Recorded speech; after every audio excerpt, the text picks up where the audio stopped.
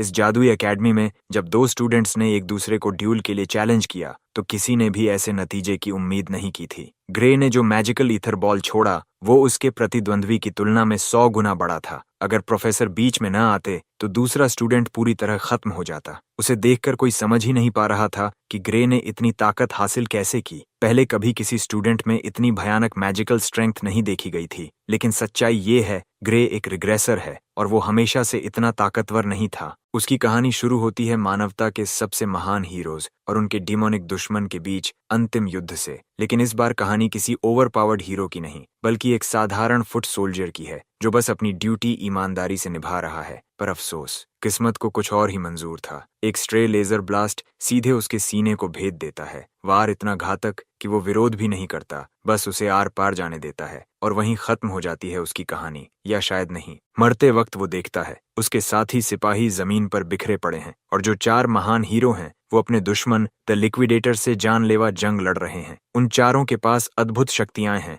लेकिन उसके जैसे सिपाही तो बस एनपीसीज हैं जो बस मरने के लिए भेजे गए। उसे अपने आप पर दया आती है, सोचता है काश उसे भी कोई टैलेंट मिला होता। मगर असली झटका तब लगता है जब द लिक्विडेटर उन्हें ऐसे काटता है जैसे कोई खीरा काट रहा हो। एक ही वार में चारों हीरो खत्म। असल में वो तो शुरू से ही खेल रहा था। अब मानवता की किस्मत मुहरबंद लगती है, या यूं कहो कि ग्रे को ऐसा लगता है। तभी उसे एहसास होता है उसका दिल तो चकनाचूर हो चुका है, फिर भी वो जिंदा है। और अगले ही पल वो खुद को खंडहरों के बीच खड़ा पाता है, सामने एक रहस्यमयी ऑमनीपोटेंट बीइंग। वो कोई एक्सप्लेनेशन नहीं देता, बस इतना कहता है कि ग्रे का शरीर खुद से ठीक हो गया है, वो भी उसी पावर से जो उसके अंदर पहले से दबी हुई थी। वो इकाई आगे बताती है कि ग्रे असल में लिक्विडेटर से भी ज्यादा ताकतवर है, वही राक्षस जिसने सबको पल भर में मार डाला था। पर वो ये भी कहता है कि शायद ग्रे उस पावर को संभाल न पाए, इसलिए अभी के लिए वो ग्रे को अपनी शक्ति का सिर्फ एक छोटा हिस्सा देता है, बस इतना कि वो लिक्विडेटर को हराने की कोशिश कर सके। जैसे ही वो वापस असली दुनिया में लौटता है, उसकी तलवार रहस्यमयी ऊर्जा से चमक उठती है। बिना वक्त गंवाए वो इस पावर को परखने निकलता है। और हाँ, ये कोई दिखावा नहीं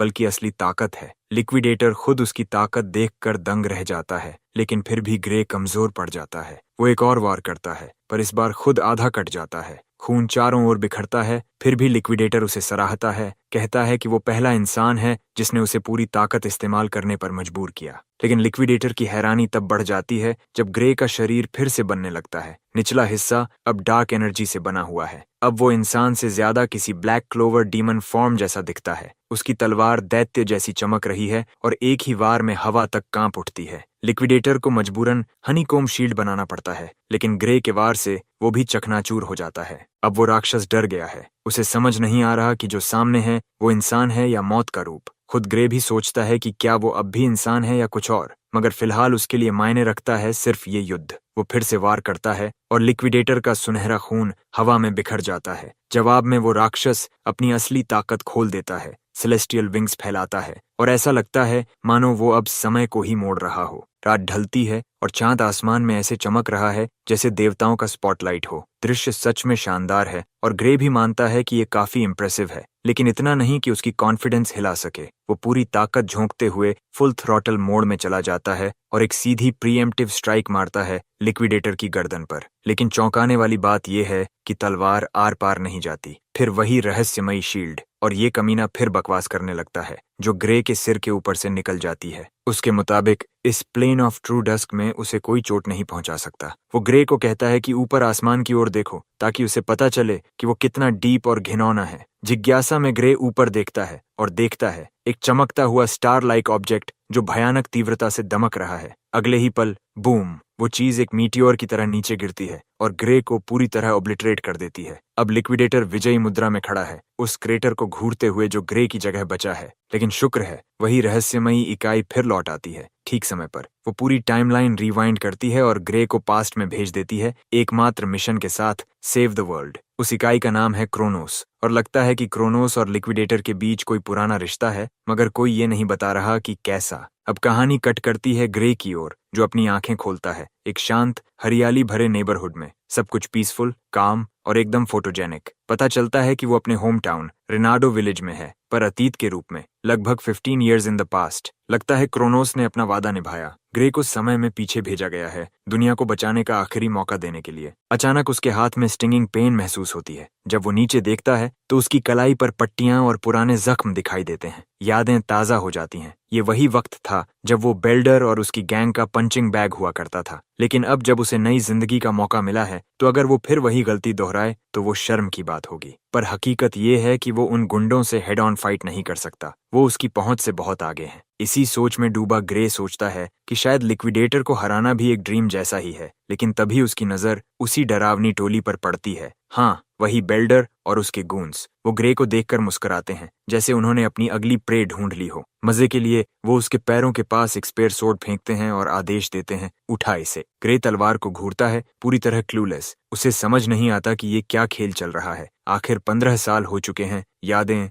धुंधली हैं। बेल्डर सोचता है कि ग्रे जानबूझकर अनजान बनने की एक्टिंग कर रहा है, इसलिए वो उसे याद दिलाता है उनके मॉक बैटल्स के बारे में। ग्रे बहाना बनाता है, अपना घायल हाथ दिखाकर कहता है कि वो अभी लड़ नहीं सकता, लेकिन ये गुंडे मानते नहीं। कहते हैं तलवारें ब्लंट हैं, कोई चोट नहीं लगेगी। ग्रे को अब भी शक है, चाहे तलवार कितनी भी ब्लंट हो, आखिर लोहे की ही तो है। एक गलत वार और सीधा हेवन टिकट। और सच कहें, एक हल्का सा वार बॉल्स पर पड़ जाए तो कोई भी जमीन पर लौट जाएगा। मगर ये लोग उसकी बात का मतलब नहीं समझते। बेल्डर गुस्से में स्टैंस लेता है और ग्रे के नो सुनते ही चार्जिंग बुल की तरह टूट पड़ता है। ग्रे के पास वक्त था तलवार उठाने का, पर अब बहुत देर हो चुकी है। बेल्डर उस पर झपट रहा है। ग्रे को ये मॉक बैटल का नाम मजाक लगता है, क्योंकि सामने वाला ऐसे भाग रहा है जैसे अपनी माँ से बदला लेने आया हो। तभी ग्रे को याद आता है, एक मिलिट्री डॉक्टर ने कहा था उसकी तलवारबाजी कभी नहीं सुधरी, क्योंकि बचपन में उसे एक चोट लगी थी। अब सोचता है शायद यही वो पल है जिसने उसकी जिंदगी हमेशा के लिए बदल दी। बेल्डर का वार नीचे गिरता है, लेकिन ग्रे अचानक ब्लर होकर पीछे हट जाता है और वार पूरी तरह डॉज कर देता है। वो खुद भी दंग रह जाता है।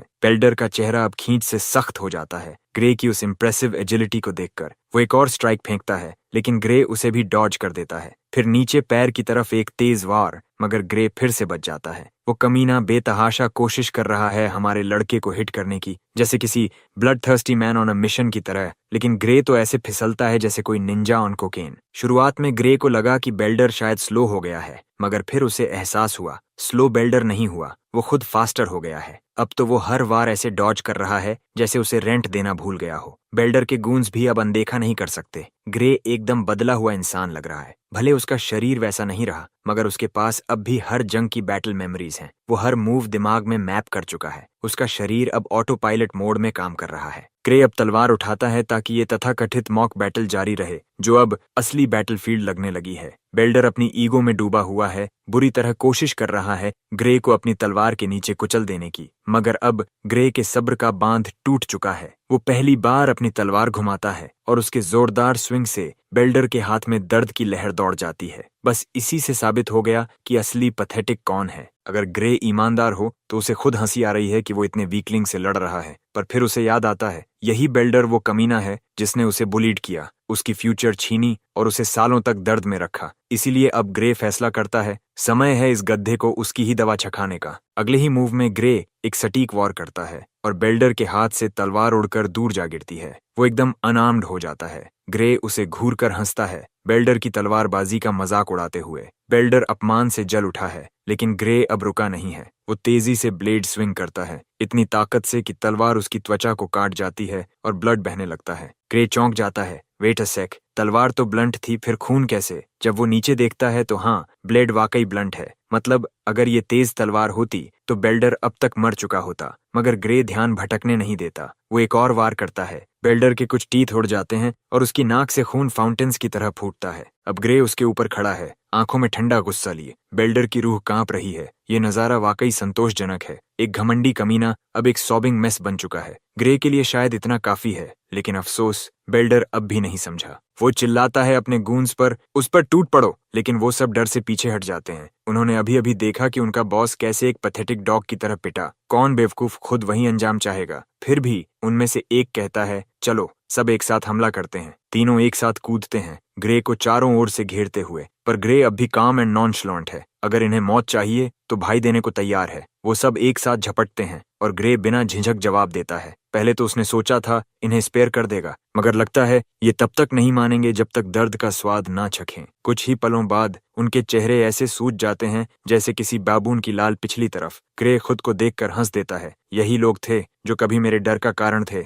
अब ये सब इंसान कम, क्राइंग इमोजीज ज्यादा लग रहे हैं। थोड़ी पूछताछ में पता चलता है कि ये सब सीरियस सोर्ड्समैनशिप डोजो के स्टूडेंट्स हैं। बेल्डर मानता है कि वो उसी डोजो में ट्रेनिंग लेते हैं, मगर हाल ही में जाना छोड़ दिया क्योंकि उन्हें लगा कि वो पहले ही काफी स्ट्रांग हो चुके हैं। ग्रे हल्की मुस्कान के साथ कहता है, अगर यही तुम्हारी ताकत है तो तुम्हारा डोजो भी मुझसे ज्यादा मजाकिया है। बेल्डर पहले तो साफ मना कर देता है, कहता है भला मैं अपने मास्टर को क्या बताऊं कि किसी अजनबी ने मुझे सड़क पर पीट दिया। लेकिन ग्रे सिर्फ तलवार को हल्के से घुमाता है, जैसे कह रहा हो मान जा वरना तेरी हालत फिर वही होगी। ये छोटी सी धमकी चमत्कार कर देती है। बेल्डर अब इतना हम्बल्ड है कि चीटा से भी तेज डोजो की तरफ भागता है, अपने दोस्तों को पीछे छोड़ते हुए। कुछ देर बाद जब वो टाउन पहुंचते हैं, बेल्डर झिझकते हुए पूछता है कि ग्रे को इस डोजो में शामिल होने में इतनी दिलचस्पी क्यों है। तब ग्रे बताता है कि इस डोजो से एकेडमी रिकमेंडेशन स्लॉट मिलता है, उसे ज्यादा कुछ समझाने की जरूरत नहीं। बेल्डर समझ जाता है कि ग्रे का असली टारगेट एकेडमी में दाखिला पाना है। उनमें से एक गून हैरानी से पूछता है,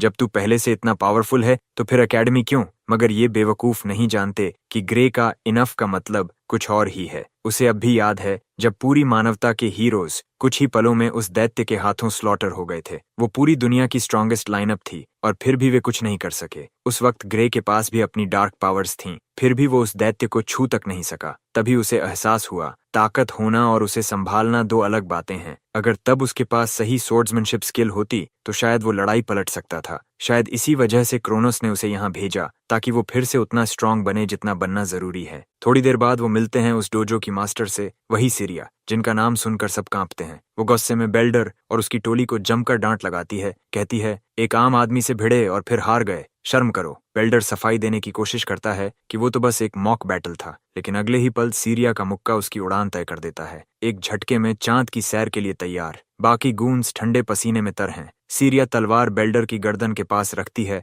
और कहती है, अगर इसे मॉक बैटल कहते हो तो मेरा ये वार भी मॉक बैटल ही समझो, और फिर सबको डोजो से एक्सपेल कर देती है। उनके जाते ही सीरिया मुड़ती है, तलवार रखकर ग्रे के सामने झुक जाती है। माफ करना, मेरे फॉर्मर स्टूडेंट्स ने तुम्हें जो परेशानी दी। लेकिन ग्रे बस सिर हिलाकर कहता है, कोई बात नहीं, चलो काम की बात करें। सीरिया पूछती है कि क्या उसे वाकई एकेडमी में रिकमेंडेशन चाहिए, और ग्रे तुरंत हामी भर देता है। वो कहती है ठीक है, लेकिन उससे पहले अपनी वर्थ साबित करो। दोनों अपनी अपनी वुडन सोर्ड्स लेकर आमने सामने खड़े होते हैं। सीरिया एक सीनियर होने के नाते उसे पहले स्ट्राइक करने का मौका देती है और फिर शुरू होती है वारों की बारिश। उनकी तलवारें इतनी तेज चलती हैं कि बस आफ्टर इमेजेस दिखाई देते हैं। सीरिया ध्यान से उसकी हर मूव को एनालाइज करती है। उसे साफ महसूस होता है कि ग्रे की सोर्ड्समैनशिप उसकी उम्र के हिसाब से बेहद प्रैक्टिकल है, जैसे वो सैकड़ों लड़ाइयां पहले लड़ चुका हो। अब उसे समझ आता है कि बेल्डर और उसके दोस्त ऐसे क्यों हारे। ग्रे की स्टाइल मोस्टली सेल्फ टॉट है, लेकिन उसमें एकेडमी जैसी फिनेस भी झलकती है। शायद किसी सोर्ड सेंट ने कभी उसे कुछ सिखाया था।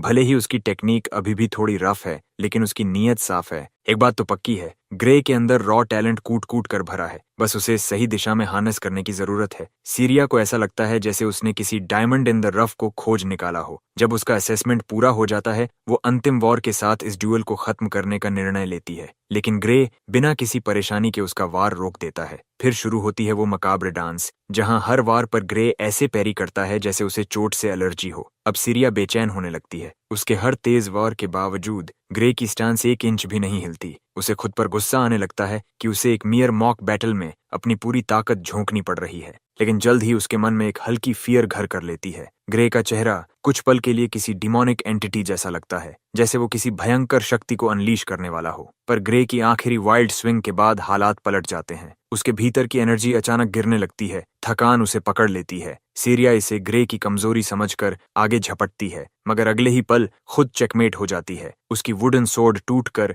जमीन पर गिरती है और ग्रे हैरान खड़ा रह जाता है। उस एक पल में उसने वही डार्क पावर महसूस की जो उसने लिक्विडेटर से लड़ते हुए हासिल की थी। इसका मतलब था, भले ही वो पास्ट में लौट आया है, पर वो शक्ति अब भी उसके भीतर है। लेकिन तुरंत बाद उसका शरीर एगनाइजिंग पेन से जल उठता है। वो घुटनों के बल गिर पड़ता है। सीरिया घबरा जाती है, उसकी मदद करने बढ़ती है, लेकिन ग्रे समझ जाता है कि उसका वर्तमान शरीर उस शक्ति को सहने के काबिल नहीं। फिर भी वो कांपते हुए खड़ा हो जाता है, कहता है, आई एम फाइन, पर अंदर ही अंदर वो सोच में डूब जाता है, ये शरीर तो साधारण है, उसे अब हर एबिलिटी यूसेज में बेहद एफिशिएंट होना पड़ेगा। वो सोचता है क्या उसे अपनी शक्ति के बारे में सीरिया को बता देना चाहिए, लेकिन फिर खुद ही रोक लेता है। कौन उसकी बात पर यकीन करेगा, और वो अपनी डार्क पावर को मर्जी से दिखा भी तो नहीं सकता, इसलिए वो बस बहाना बना देता है, I just over exerted my self. Syria को उसकी बात पर जरा भी यकीन नहीं होता। वो सोचती है डल वेपन से कोई तलवार कैसे काट सकता है। उसे साफ पता चल जाता है कि ग्रे कुछ छिपा रहा है। वो अपनी टूटी तलवार की नोक उसकी तरफ उठाती है और ठंडी नजरों से देखती है।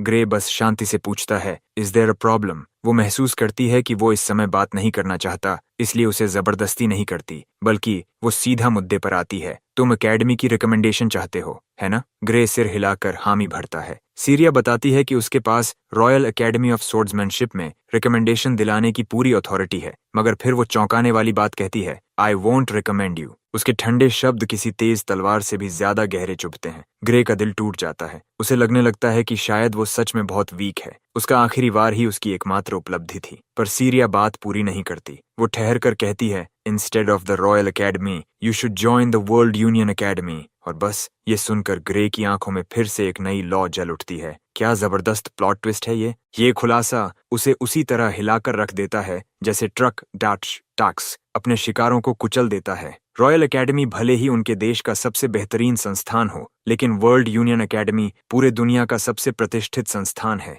इसे सोर्ड मास्टरी का शिखर माना जाता है। ग्रे शब्दों में खो गया है, क्योंकि यही मैजिकल एकेडमी वही है जिसने सबसे ताकतवर बैटल स्क्वाड तैयार किया, जिसमें सोर्ड सेंट एमी जैसी शख्सियतें भी शामिल हैं। वो तुरंत सारिया से सवाल करता है कि क्या वो इतनी प्रतिष्ठित संस्था में दाखिला लेने के लायक भी है। मजेदार बात यह है कि सारिया उसकी उम्मीदों को तोड़ देती है। वह कहती है कि वर्तमान स्थिति में ग्रे का वहां दाखिला लेना बिल्कुल नामुमकिन है। सोर्ड मास्टर जानती है कि ग्रे खुद भी अपनी कमजोरियों से वाकिफ है, खासकर अपने अभी के पतले और कमजोर शरीर को लेकर। रॉयल एकेडमी में उसकी सोर्ड स्किल्स शायद किसी मिरेकल को जन्म दे सकती हैं, लेकिन वर्ल्ड यूनियन एकेडमी के लिए ये पर्याप्त नहीं है। सैरा भी आश्चर्यचकित है। लड़के में अविश्वसनीय प्रतिभा है, पर शरीर एक स्टिकमैन सा है। ग्रे को अब सच में उन मॉन्स्टरस ओपोनेंट्स का डर लगने लगता है जिनका सामना उसे वर्ल्ड यूनियन एकेडमी में करना है। ये कोई आसान रास्ता नहीं है, और उसके वर्तमान शरीर के साथ तो ये नामुमकिन सा है। उसकी उदासी देखकर सैरा बताती है कि वो जल्दी ही हार मान लेता है। ग्रे सोचता है कि एकेडमी के एंट्रेंस एग्जाम तक बची 9 महीने भी शायद उसकी तैयारी के लिए पर्याप्त नहीं होंगे। फिर भी सैरा उसे मौका देती है। वह चाहती है कि अगले 9 महीने तक ग्रे उस पर भरोसा करे, क्योंकि इस दौरान वह उसे हेल से वापस लाने जैसी कठिन ट्रेनिंग में डालेगी। हाँ, लगता है उसने ग्रे को डेविड गॉगिन्स की तरह 3 अल्ट्रा मैराथन्स और 6000 पुलअप्स कराने का प्लान बनाया है। ग्रे मानता है कि भले ही उसे दर्द सहना पसंद न हो, कोई विकल्प नहीं है। वह तैयार होने की घोषणा करता है और उम्मीद करता है कि सोर्ड मास्टर उसकी अच्छी देखभाल करेगी। सैरा उसकी डिटर्मिनेशन को पसंद करती है। शुरुआत में ये सकारात्मक संकेत लगता है, लेकिन तुरंत माहौल बदल जाता है जब वर्जिल की बेटी आधिकारिक तौर पर उसके हेलिश ट्रेनिंग की शुरुआत की घोषणा करती है। ग्रे की कष्टकारी ट्रेनिंग शुरू हो जाती है। वह गोकू की तरह ट्रेन करता है और खाने में भी उसके जैसा करता है। सारा उसे बल्किंग फेज और क्वेश्चनेबल फूड दोनों से गुजरती है। उनका सोर्ड ड्यूअल जारी रहता है ताकि ग्रे की टेक्निक्स शार्पन हो सकें। 8 महीने बीत जाते हैं और ग्रे को उसकी श्रेडेड बॉडी मिलती है। सैरा भी अब उसकी फिजिक की तारीफ करती है। अब उसके पास ग्रे को और कुछ सिखाने के लिए कोई नई चीज नहीं बची। ग्रे दुनिया में निकलने के लिए तैयार है, लेकिन सैरा का रिलैक्स्ड एटीट्यूड उसे कंफ्यूज करता है, क्योंकि एंट्रेंस एग्जाम में अभी 1 महीना बाकी है। वर्जिल की बेटी बताती है कि ग्रे को एग्जाम लोकेशन तक यात्रा करनी होगी, इसीलिए उसे जल्दी निकलना पड़ेगा। एक अंतिम उपहार के रूप में सारा उसे पैसे का बैग देती है ताकि उसकी यात्रा आसान हो और खर्च की चिंता न हो। ये वाकई एक सही टीचर का तरीका है। ग्रे को अभी भी जल्दी निकलने का विचार पसंद नहीं आता। उसकी दिलचस्पी देखकर सारा हंसती है और सोचती है कि लड़का अननेसेसरीली कॉम्प्लिकेटेड सोच रहा है। अचानक ग्रे गांव के पास ओजियर्स नेस्ट की अफवाह लाता है, जिससे सारा अलर्ट हो जाती है। वह यह भी बताता है कि सुरक्षा के अभाव में गांव बिल्कुल अनसेफ है। सोर्ड मास्टर इसकी पुष्टि करती है और मुस्कुराती है, मानकर कि वर्स्ट केस में रॉयल कैपिटल से मदद ली जा सकती है। ग्रे चिंतित है, लेकिन वह मान लेता है कि उसकी टीचर उसे सांत्वना देकर कह रही है कि एग्जाम पर ही पूरा फोकस होना चाहिए और कोई वॉन्डरिंग थॉट्स नहीं होने चाहिए। राजधानी कभी भी एक छोटे से गांव की मदद नहीं भेजने वाली थी, और जब ओग्रों ने गांव पर हमला किया और उसे बर्बाद कर दिया, तो इसका इनेविटेबल परिणाम होगा सारा की ब्रूटल मौत। अपनी पहले की जिंदगी में ग्रे ने देखा था कि वह अकेले ही लड़ते हुए मरी थी। खैर, वह इसे उसे नहीं बताता और बस स्थिति को स्वीकार करता है। अपनी टीचर का धन्यवाद करता है कि उसने अब तक उसकी मदद की। ग्रे तुरंत निकलने का प्लान बनाता है, जिससे सैरा की मुस्कान खिल उठती है। वह और उसके दो बड़े व्यक्तित्व उसे सफलता की शुभकामनाएं दे रहे हैं। कुछ दिनों बाद हमें दृश्य मिलता है जहां सारा खतरनाक रास्ते से गुजरते हुए ऑगरों के नेस्ट तक पहुंचने की कोशिश कर रही है। यहाँ पेड़ की शाखाओं पर मानव कंकाल डरावने तरीके से लटकाए गए हैं, चेतावनी के तौर पर। सारा स्काउट से मिली जानकारी का इस्तेमाल करते हुए नेस्ट तक का रास्ता ट्रैक कर रही है। आगे खून का निशान देख वह जानती है कि खतरा नजदीक है, पर उससे पहले सोर्ड मास्टर को अपने डिसाइपल की परिचित आवाज से अलार्म लगता है। एक पेड़ की शाखा पर बैठा वह पूछता है कि उसकी बिलवेड मास्टर इतनी देर रात कहाँ जा रही है। सैरा को उसके अचानक आने का सरप्राइज मिलता है। वह पूछती है कि वह यहाँ क्या कर रहा है जब उसे एकेडमी पर ध्यान देना चाहिए। जमीन पर उतरते ही वह उसे टॉन्ट करता है कि क्वेश्चनिंग उसे करनी चाहिए थी, न कि मुझे। सैरा ने उसे झूठ बोला था कि वह नेस्ट की समस्या को इग्नोर कर देगी और रॉयल कैपिटल को हैंडल करने देगी। बहाना बनाते हुए सैरा बताती है कि रॉयल कैपिटल अपने पर्सनल मैटर्स के कारण मदद नहीं भेज रही, इसलिए उसने खुद ही यह जिम्मेदारी संभाली। वह अपनी सोर्ड एबिलिटी में कॉन्फिडेंट है, मानते हुए कि नेस्ट में जो भी हो वह उसे हरा सकती है। स्काउट की रिपोर्ट के अनुसार सारा का ओपोनेंट एक एलीट ओजर है और बॉस के अलावा लगभग 50 हेंचमैन मॉन्स्टर्स हैं। सारा जानती है कि मॉन्स्टर्स की संख्या के कारण लड़ाई कठिन होगी, लेकिन यह उसे रोक नहीं रहा। ग्रे भी मानता है कि एलीट ओगर उतना स्ट्रांग नहीं है कि वह सारा जैसी महिला को हरा सके, मगर ऑगरों की ताकत उनकी ब्रेन्स और नंबर्स में है। अगर वे उसे घेर लें तो सारा की मौत तय है। इसके अलावा ग्रे को एक चीज का पूरा भरोसा है, अपनी पहले की जिंदगी की जानकारी के कारण सारा को अकेले भेजना मतलब उसे उसकी मौत की तरफ भेजना, और अंत में गांव भी तबाह होगा, कोई प्रोटेक्टर बचेगा नहीं। इसलिए युवा डिसाइपल सारा से रिक्वेस्ट करता है कि वह उसके साथ टीम अप करे, पर मास्टर काइंड नहीं है, कहती है कि वह अकेले ही सब संभाल लेगी। ग्रे स्मार्ट है और कन्विंस करने की कोशिश छोड़कर क्लेवरली कहता है कि वह रियल कम्बैट एक्सपीरियंस पाना चाहता है। वह गिल्ट ट्रिप भी डालता है, पूछते हुए क्या वह डरती है कि वह उसके पाथ में बर्डन बन जाएगा। सैरा उसकी बात पर हंसती है, उसे रिडिकुलस लगती है। उनकी स्किल डिफरेंस अभी तक इतनी है कि मॉक बैटल्स में वह उसे स्ट्रगल देती है, लेकिन सारा बताती है कि रियल बैटल अलग है, खासकर मॉन्स्टरस नेस्ट जैसी परिस्थिति में। यही वजह है कि वह नहीं चाहती कि ग्रे अब भी अपनी लाइफ रिस्क करे, कम से कम तब तक जब तक उसके पास ज्यादा कॉम्बैट एक्सपीरियंस न हो। डिसहार्टेंड ग्रे अपनी मास्टर के सामने एक आखिरी आइडिया लेकर आता है। सारा इनिशियली सरप्राइज होती है, लेकिन ग्रे सीधे चैलेंज करता है, कहता है कि वह उसे फाइट में पुट टू स्लीप करेगा और फिर खुद ऑगरों से लड़ेगा। स्थिति टेंस हो जाती है। डिसाइपल ने अपनी मास्टर को रियल बैटल के लिए चैलेंज कर दिया। तलवार की नोक उसके ऊपर, ग्रे उसकी प्रतिक्रिया का इंतजार करता है। सारा समझ जाती है कि उसका स्टूडेंट भी उतना ही स्टबर्न है जितनी कि वह खुद।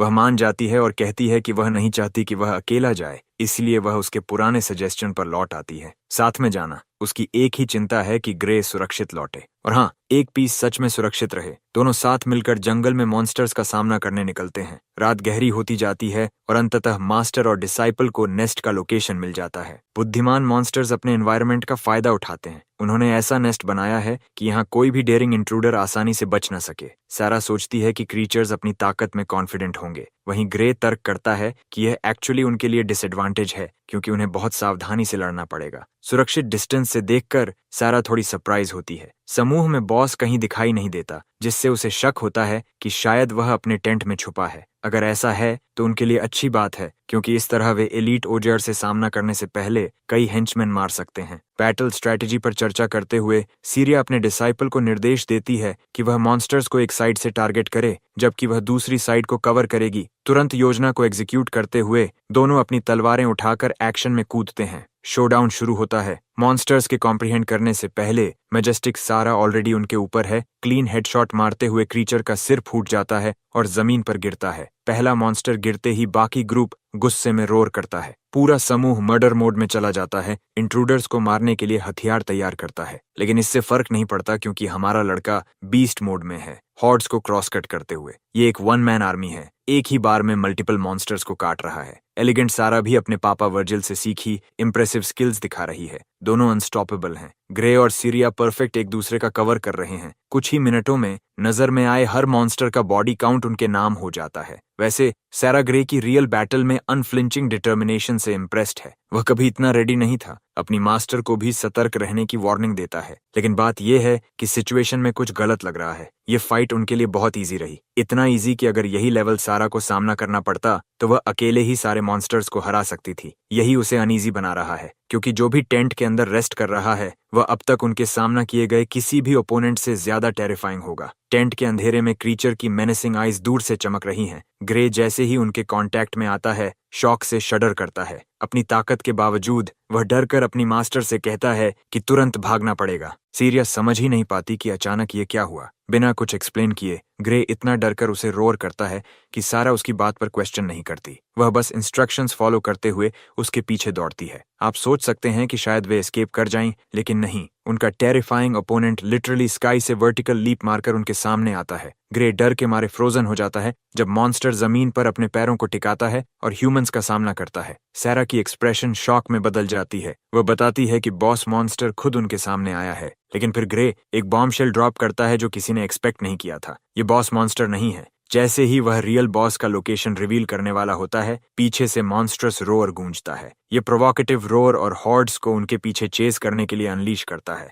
ये थ्रिलिंग नॉइज सारा के लिए डेफनिंग है, लेकिन ओगर्स के लिए इसे बैटल हंग्री मेनियक्स में बदल देता है। सारा डर से कांपती है, अपनी सेंसेस समझ ही नहीं पाती। एलीट ओगर से भी ज्यादा टेरिफाइंग और ब्रूडिंग क्रीचर सामने है जो पूरे ग्रुप को कमांड कर रहा है। फाइनली ग्रे रिवील करता है कि वे ओगर जनरल के खिलाफ हैं। वही मॉन्स्टर नेस्ट का रियल बॉस है। याद रखो, वे लिटरली सैंडविच में हैं। एक साइड में एलीट ओगर उनके एस्केप को ब्लॉक कर रहा है। पीछे लौटना भी इम्पॉसिबल है क्योंकि वहां एक बड़ी हॉर्ड और नेस्ट का रियल बॉस इंतजार कर रहा है। सारा शॉक में अपनी स्थिति समझती है, फुली अवेयर कि उनके लेवल पर इस मॉन्स्टर का सामना करना नामुमकिन है। उनकी सिर्फ एक ही चांस है, सामने वाले एलीट ओगियर को मारना ताकि वे एस्केप कर सकें। इसलिए वह एग्जैक्टली वही करती है, बीस्ट पर चार्ज करती है और अपनी वेपन से क्लैश करती है। इस लड़ाई को जीतने के लिए पूरी तरह डिटर्मिन्ड सारा ने एक ओपनिंग का फायदा उठाया और क्रीचर के शरीर पर तेज कट लगाया। कट से खून फूटता है। नॉर्मली यह अच्छी बात होती, लेकिन उसे और चिंता होती है जब वह देखती है कि घाव फिर से हील हो रहा है। वहीं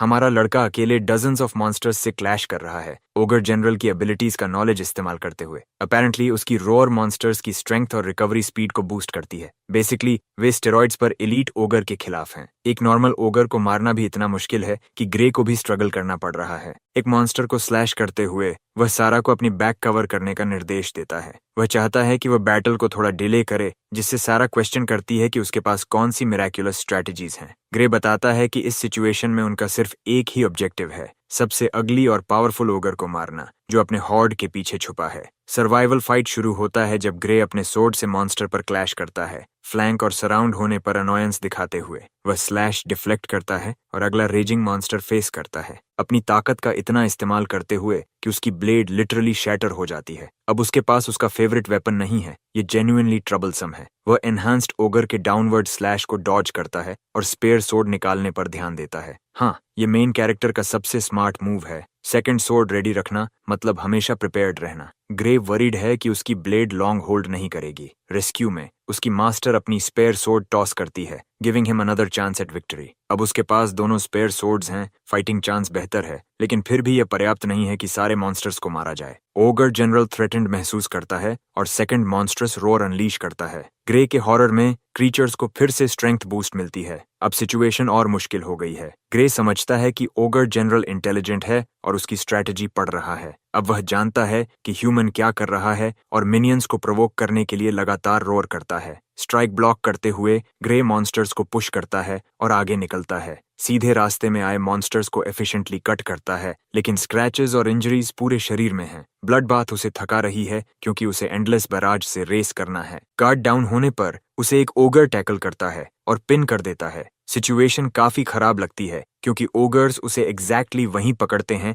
जहां वे चाहते थे। लकीली उनका रेज उन्हें कोऑपरेट करना भूलवा देता है क्योंकि एक ओगर अपने ही काइंड को बिना सोचे काट देता है। ग्रे समझता है कि उनकी स्ट्रैटेजी शायद उसके सोर्ड्स को वीकन करना है। सोचते हुए एक गीगाचैड ओगर पावरफुल फिस्ट लोड करता है उसके हेड को क्रश करने के लिए। ये डू और डाई सिचुएशन है और ग्रे खुद को हिट होने से रोकने के लिए सोर्ड का इस्तेमाल करता है। फिर भी इम्पैक्ट से वह भारी क्रैश के साथ जमीन पर गिरता है। अपनी लाइफ के एज पर ब्रोकन स्टेट में भी वह उठने की कोशिश करता है। यही है एक ट्रू बैडास। पहले अटैक से उसका स्पेयर सोर्ड डिस्ट्रॉयड हो चुका है। अब उसके पास केवल एक सोर्ड बचा है और उसके सामने डजन्स ऑफ ओगर्स के साथ साथ उनका बॉस भी है। एक बार फिर से स्थिति उसके पक्ष में नहीं है। सच कहें तो यहाँ से निकल पाना लगभग असंभव है। रिग्रेशन का अनुभव होने के बावजूद वह पूरी तरह समझता है कि अभी उसका हाल क्या है। ग्रे बस जीत नहीं सकता। इतनी सारी ब्लड थर्स्टी मॉन्स्टर्स के सामने जो उसे थका रही हैं, यह नामुमकिन सा लगता है। इसीलिए वह अपनी बैटल स्ट्रेटजी बदलने का फैसला करता है।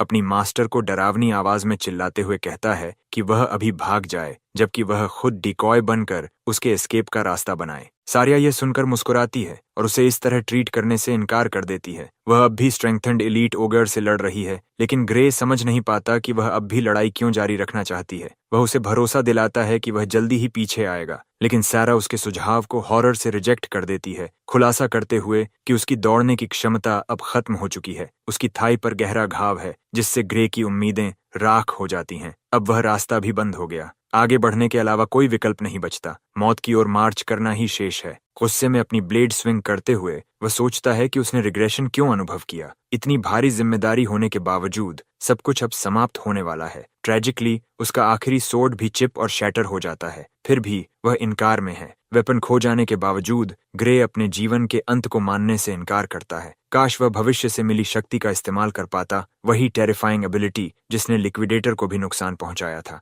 अगर वह इसे सिर्फ एक पल के लिए भी इस्तेमाल कर लेता तो ये मॉन्स्टर्स टुकड़े टुकड़े हो जाते। वह उस अनुभव को अपने दिमाग में विविडली एनविजन करता है और ब्रोकन सोर्ड लोड करके मेडिटेशन स्टेट में एंटर्स करता है। जब वह अपनी आंखें खोलता है, ग्रे अब पहले जैसा वीकलिंग नहीं है। एक सिंगल डार्क बर्निंग स्लैश ने ओगर्स को एविसरेट कर दिया। उनका शरीर राख में बदल गया उसके बर्निंग ब्लैक सोर्ड से। यहाँ तक कि सीरिया भी समझ नहीं पाती कि क्या हो रहा है, लेकिन लगता है कि हमारा लड़का अभी भी कंट्रोल में है। डार्क पावर्स को टैप करने के बावजूद वह अपनी मास्टर को राहत भरी मुस्कान देता है। अगले कुछ सेकंड में ग्रे ने अपनी साइट में मौजूद हर क्रीचर को काट डाला, इंक्लूडिंग ओगर जनरल। उसकी मास्टर भी कॉम्प्रिहेंशन खो बैठती है, क्योंकि उसे इलीट ओगर पर फोकस करना पड़ता है। लेकिन अब ओगर जनरल मर चुका है। स्ट्रेंथनिंग एबिलिटीज समाप्त हो गई हैं। सेरा समझती है कि अब वह बीस्ट को आसानी से मार सकती है, क्योंकि उसकी रिजेनरेटिव एबिलिटी अब खत्म हो चुकी है। Walmart version of judgment cut end का इस्तेमाल करते हुए वह क्रीचर को काट देती है, डिक्लेयरिंग कि इलीट ओगर अपने मास्टर के बिना कुछ नहीं। अंततः वे जीतते हैं।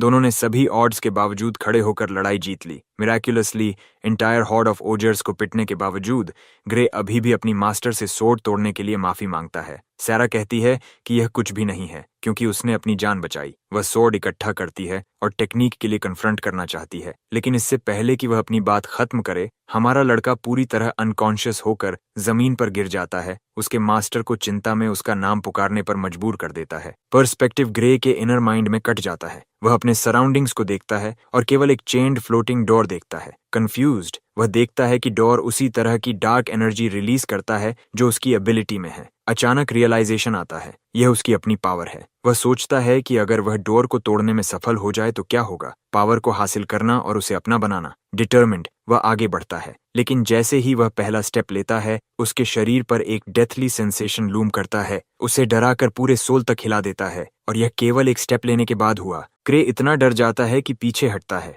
अभी उसे अपनी पावर के सोर्स के बारे में कोई जवाब नहीं मिला, लेकिन एक बात अब बहुत स्पष्ट हो गई है। अगर वह अपने करंट स्टेट में पावर्स का इस्तेमाल करने की हिम्मत करता है तो इसमें कोई डाउट नहीं कि वह मर जाएगा। और यह कोई हल्का दावा नहीं है, क्योंकि यह फीलिंग इतना हॉरिफिक है कि उसे टीयर्स आ जाते हैं। वॉइड से एक आवाज उसके दिमाग में आती है, उसकी अभी की डिसीजन की सराहना करते हुए। ग्रे इसे प्रोसेस करने से पहले ही पैनिकिंग स्टेट में अपने बेड में जाग जाता है। उसकी मास्टर राइट बिसाइड है। ग्लैड कि वह फाइनली अवेक हुआ। वरीड वह पूछती है कि वह कहाँ है। सारा एक्सप्लेन करती है कि उसने उसे विलेज के इन्फर्मरी तक जल्दी से लाया। ये लड़का सच में पूरे 5 दिन अनकॉन्शियस रहा था, और मैं सच में खुश हूं कि लेखक ने 3 दिन नहीं कहा, जैसे बाकी सारी कहानियों में होता है। खैर, सारा अपने डिसाइपल की जान को लेकर डर गई थी। वहीं ग्रे को यह मानना पड़ रहा था कि उसे तकनीक के बोझ के कारण लगभग 1 हफ्ते तक रिकवर करना पड़ा। यहाँ तक कि सीरिया भी मानती है कि उसने उस बैटल में पूरी तरह से लिमिट्स पार कर दिए। ये सच में डिफाइंग ऑल ऑड्स की परिभाषा थी। फिर भी उसे लड़के के शरीर की स्थिति की चिंता थी, और उसने पूछा कि क्या वह अच्छे से मूव कर सकता है। ग्रे अपनी हालत टेस्ट करने के लिए अपनी आर्म उठाने की कोशिश करता है,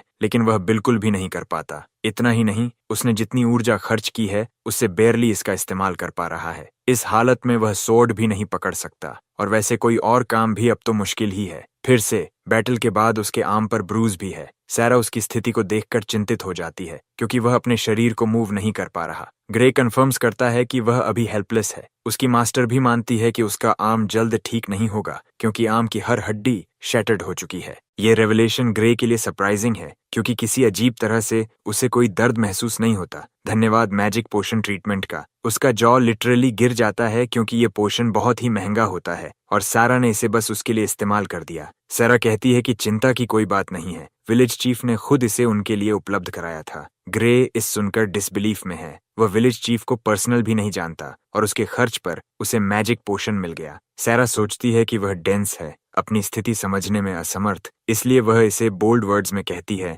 ग्रे ऑफिशियली गांव का सेवियर और हीरो है। ग्रे को इस बात को डाइजेस्ट करने का मौका नहीं मिलता कि विलेज चीफ खुद आकर उसे धन्यवाद देता है। चीफ उसे बताता है कि एक ओगियर जनरल इतना स्ट्रांग होता है कि उससे फाइट करने के लिए पूरा गांव लग जाता। इस तरह का क्रीचर उनके गांव को थ्रेटन कर रहा था, लेकिन एक ही लड़के ने उसे काटते हुए रास्ता बना दिया, मॉन्स्टर को मार डाला और गांव की सेफ्टी सुनिश्चित की। इसके लिए विलेज चीफ आभारी है। लड़के और उसकी मास्टर के बहादुर प्रयासों के कारण अब उनकी जिंदगी खतरे में नहीं है। ग्रे सभी क्रेडिट एक्सेप्ट नहीं करता और कहता है कि वे उसकी अचीवमेंट्स एग्जैजरेट कर रहे हैं, लेकिन विलेज चीफ सोचते हैं कि वह खुद अपने किए का अंडर एस्टिमेट कर रहा है। कुछ देर सोचने के बाद ग्रे इस आउटकम पर रिफ्लेक्ट करता है और मानता है कि शायद विलेज चीफ की बात सही है। याद करें उसकी प्रीवियस लाइफ, उस जीवन में ये जगह ओगर्स के रेड के कारण ग्राउंड तक जला दी गई थी। यही उसकी अकॉम्प्लिशमेंट की सिग्निफिकेंस है। विलेज चीफ खुशी खुशी उसे लंबी एक्सप्लेनेशन देते हैं कि वह क्यों महान है, लेकिन अभी उनका फोकस ग्रे के मिशन पर है, वर्ल्ड यूनियन एकेडमी के एंट्रेंस एग्जाम को पास करना। ग्रे को याद आता है कि उसका असली गोल क्या था। उसने केयरलेस होकर एग्जाम से सिर्फ कुछ वीक्स पहले मॉन्स्टर नेस्ट में क्रीचर्स को मारा। बीच में वेस्टेड समय को देखते हुए उसके पास अब बस 2 दिन बचे हैं एग्जाम तक पहुंचने के लिए, और हाँ, फुट से वहां पहुंचने में 3 पूरे दिन लगते हैं। उसका बेस्ट ऑप्शन था हॉर्स का इस्तेमाल करना, लेकिन वह डेड ब्रोक है और अफोर्ड नहीं कर सकता। अचानक वह विलेज चीफ से हॉर्स बोरो करने की रिक्वेस्ट करता है। अच्छी बात यह है कि चीफ पहले से ही उम्मीद कर रहे थे कि ग्रे ऐसा रिक्वेस्ट करेगा, इसलिए उन्होंने उसके ट्रैवल्स के लिए सबसे अच्छा हॉर्स तैयार कर रखा था। सारा मुस्कुराती है, बताती है कि उनका ओरिजिनल प्लान था कि उसे कैरी किया जाए, भले ही वह आज नहीं उठा होता। कुछ लोग सच में आपके ट्रबल्स के बावजूद सपोर्ट करते हैं, जैसे ग्रे के फ्रेंड्स ने किया, और मैं उम्मीद करता हूं कि हमें अपनी जिंदगी में ऐसे और लोग मिलें। ग्रे इन्फर्मरी से बाहर निकलता है और पूरा गांव लड़के का नाम लेकर उसकी एग्जाम में सफलता की कामना कर रहा है। वे चाहते हैं कि वह अपना बेस्ट दे और उन्होंने उसके किए का धन्यवाद करने में कोई कसर नहीं छोड़ी। विलेजर्स ने उसे बैग ऑफ मनी भी सपोर्ट के लिए दिया। हर किसी ने थोड़ी थोड़ी मदद करके उसे एंट्रेंस एग्जाम अप्लाई करने और एकेडमी में खुद को सपोर्ट करने में मदद की। लड़का गांव वालों की इस प्यार और सपोर्ट के लिए हमेशा आभारी रहेगा, और वह मजाक में कहता है कि अगर वह फेल हो गया और वापस आया तो सच में एम्बैरेसिंग होगा। लेकिन सारा अपने डिसाइपल में अब्सर्डली कॉन्फिडेंट है, जोर देते हुए कि एंट्रेंस एग्जाम के एप्लीकेंट्स खुद से एक ओगर जनरल को हराने के योग्य नहीं है। लेकिन यही चिंता नहीं है, लड़के को अपनी आर्म की भी चिंता है, क्योंकि अभी भी वह ठीक नहीं है और हीलिंग का कोई पता नहीं। इसके जवाब में उसकी मास्टर कहती है कि इस बीच उसे अपनी लेफ्ट आर्म का इस्तेमाल करना चाहिए। भले ही उसकी लेफ्ट आर्म पूरी तरह फंक्शनल है, बस वह अधिकतर राइट आर्म का इस्तेमाल करने का आदत में है। लेकिन सारा का मानना है कि उसकी स्किल लेवल के हिसाब से इससे कोई फर्क नहीं पड़ेगा। ग्रे अपनी चिंता साझा करता है, कहता है कि एंट्रेंस एग्जाम का स्तर इतना ओवरवेलमिंग हो सकता है कि एक आर्म उसकी परफॉर्मेंस को हिंडर कर दे। फिर भी सारा समझती है कि एकेडमी के टीचर्स या एग्जामिनर्स की नजर बहुत शार्प है। जब वे उसका टैलेंट देखेंगे तो उसे सिलेक्ट करेंगे। लड़का अपनी हॉर्स पर माउंट करता है, जबकि उसकी टीचर कॉन्फिडेंटली डिक्लेयर करती है कि वह पास करने वाला है। यही एकमात्र आउटकम है। अपनी तरफ से उसकी मदद के लिए उसे धन्यवाद देते हुए वह प्रॉमिस करता है कि वह फेल नहीं होगा। पिछली लाइफ में जिस तरह गांव को जलाया गया था, उसे याद करते हुए वह खुश है कि इन लोगों को उसके साथ दूसरा मौका मिला। इस पल से ही दुनिया बदल रही है और वह सुनिश्चित करेगा कि अपने नए पावर के साथ भविष्य को प्रभावित करे। अगले सीन में लड़का आखिरकार अपनी डेस्टिनेशन की ओर बढ़ता है। आगे देखते हुए वह वर्ल्ड यूनियन एकेडमी की ग्रैंडर पर अपनी नजरें लॉक करता है। अरीना में एग्जामिनर एग्जाम टिकट्स के डिस्ट्रीब्यूशन की घोषणा करता है। सभी कैंडिडेट्स अरीना में बने रहेंगे। दिखने में काफी एप्लीकेंट्स हैं, लेकिन केवल 25 लोग क्लास में जगह पाएंगे। वे हर साल सीट्स की चेंजिंग नंबर पर बढ़कते हैं, क्योंकि कुछ सालों में एकेडमी 50 लोगों को एक्सेप्ट करती है, जबकि रेयर केसेस में सिर्फ एक को। मतलब सिलेक्शन रूल्स एब्सोल्यूट नहीं है। खैर, प्रोफेसर एरियल स्पॉटलाइट में आती है और एग्जामिनीज को एड्रेस करती है। बताती है कि उन्हें प्रस्तुत पेपर कलेक्ट करना होगा।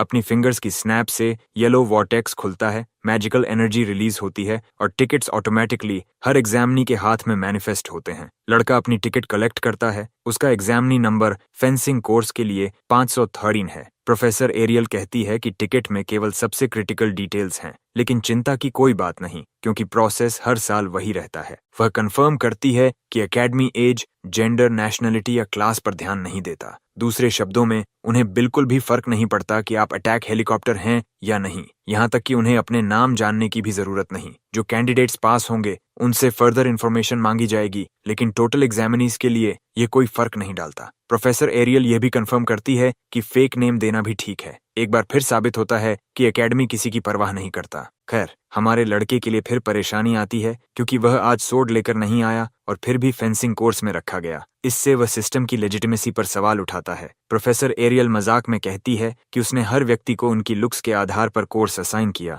पता है, वह परसेप्टिव होनी चाहिए, लेकिन ये फनी है कि 1 मिनट पहले ही उसने डिस्क्रिमिनेशन की बात की थी। फिर वह कहती है कि अगर उसने कोर्स डिटेल्स में गलती की है तो उसे करेक्ट किया जा सकता है। एग्जामिनीज भी सोचते हैं कि केवल नजर से कोर्स असाइन करना इम्पॉसिबल है, खासकर इतनी संख्या में। वे स्ट्रांगली सस्पेक्ट करते हैं कि एकेडमी ने उन्हें पहले से इन्वेस्टिगेट किया होगा। माइंड रीडिंग मैजिक की पॉसिबिलिटी भी आती है। प्रोफेसर एरियल उनके कंसर्न्स का एड्रेस नहीं करती। उसका फोकस केवल यह है कि कोई असाइंड कोर्स पर कंप्लेन नहीं कर रहा। इसके बाद वह डिसाइड करती है कि सभी का एग्जाम स्केड्यूल रिवील किया जाए। यह डिटेल टिकट पर एक साथ इम्प्रिंट होती है। ग्रे नर्वस है क्योंकि उसका एग्जाम फर्स्ट डे स्केड्यूल्ड है, जिससे उसके आर्म के हील होने का कोई समय नहीं मिलता। एरियल बताती है कि यह एग्जाम केवल एक बार कंडक्ट होगा और यह सब कुछ डिसाइड करेगा। अगर कैंडिडेट लेट हुआ तो इमीडिएट डिस्क्वालिफिकेशन होगी। वह यह भी याद दिलाती है कि स्केड्यूल स्ट्रिक्ट हैं और रिक्वेस्ट पर मैनिपुलेट या डिस्प्यूट नहीं होंगे। ग्रे के लिए यह सच में बुरी खबर है, क्योंकि वह अपनी रिकवरी को लेकर संघर्ष कर रहा है।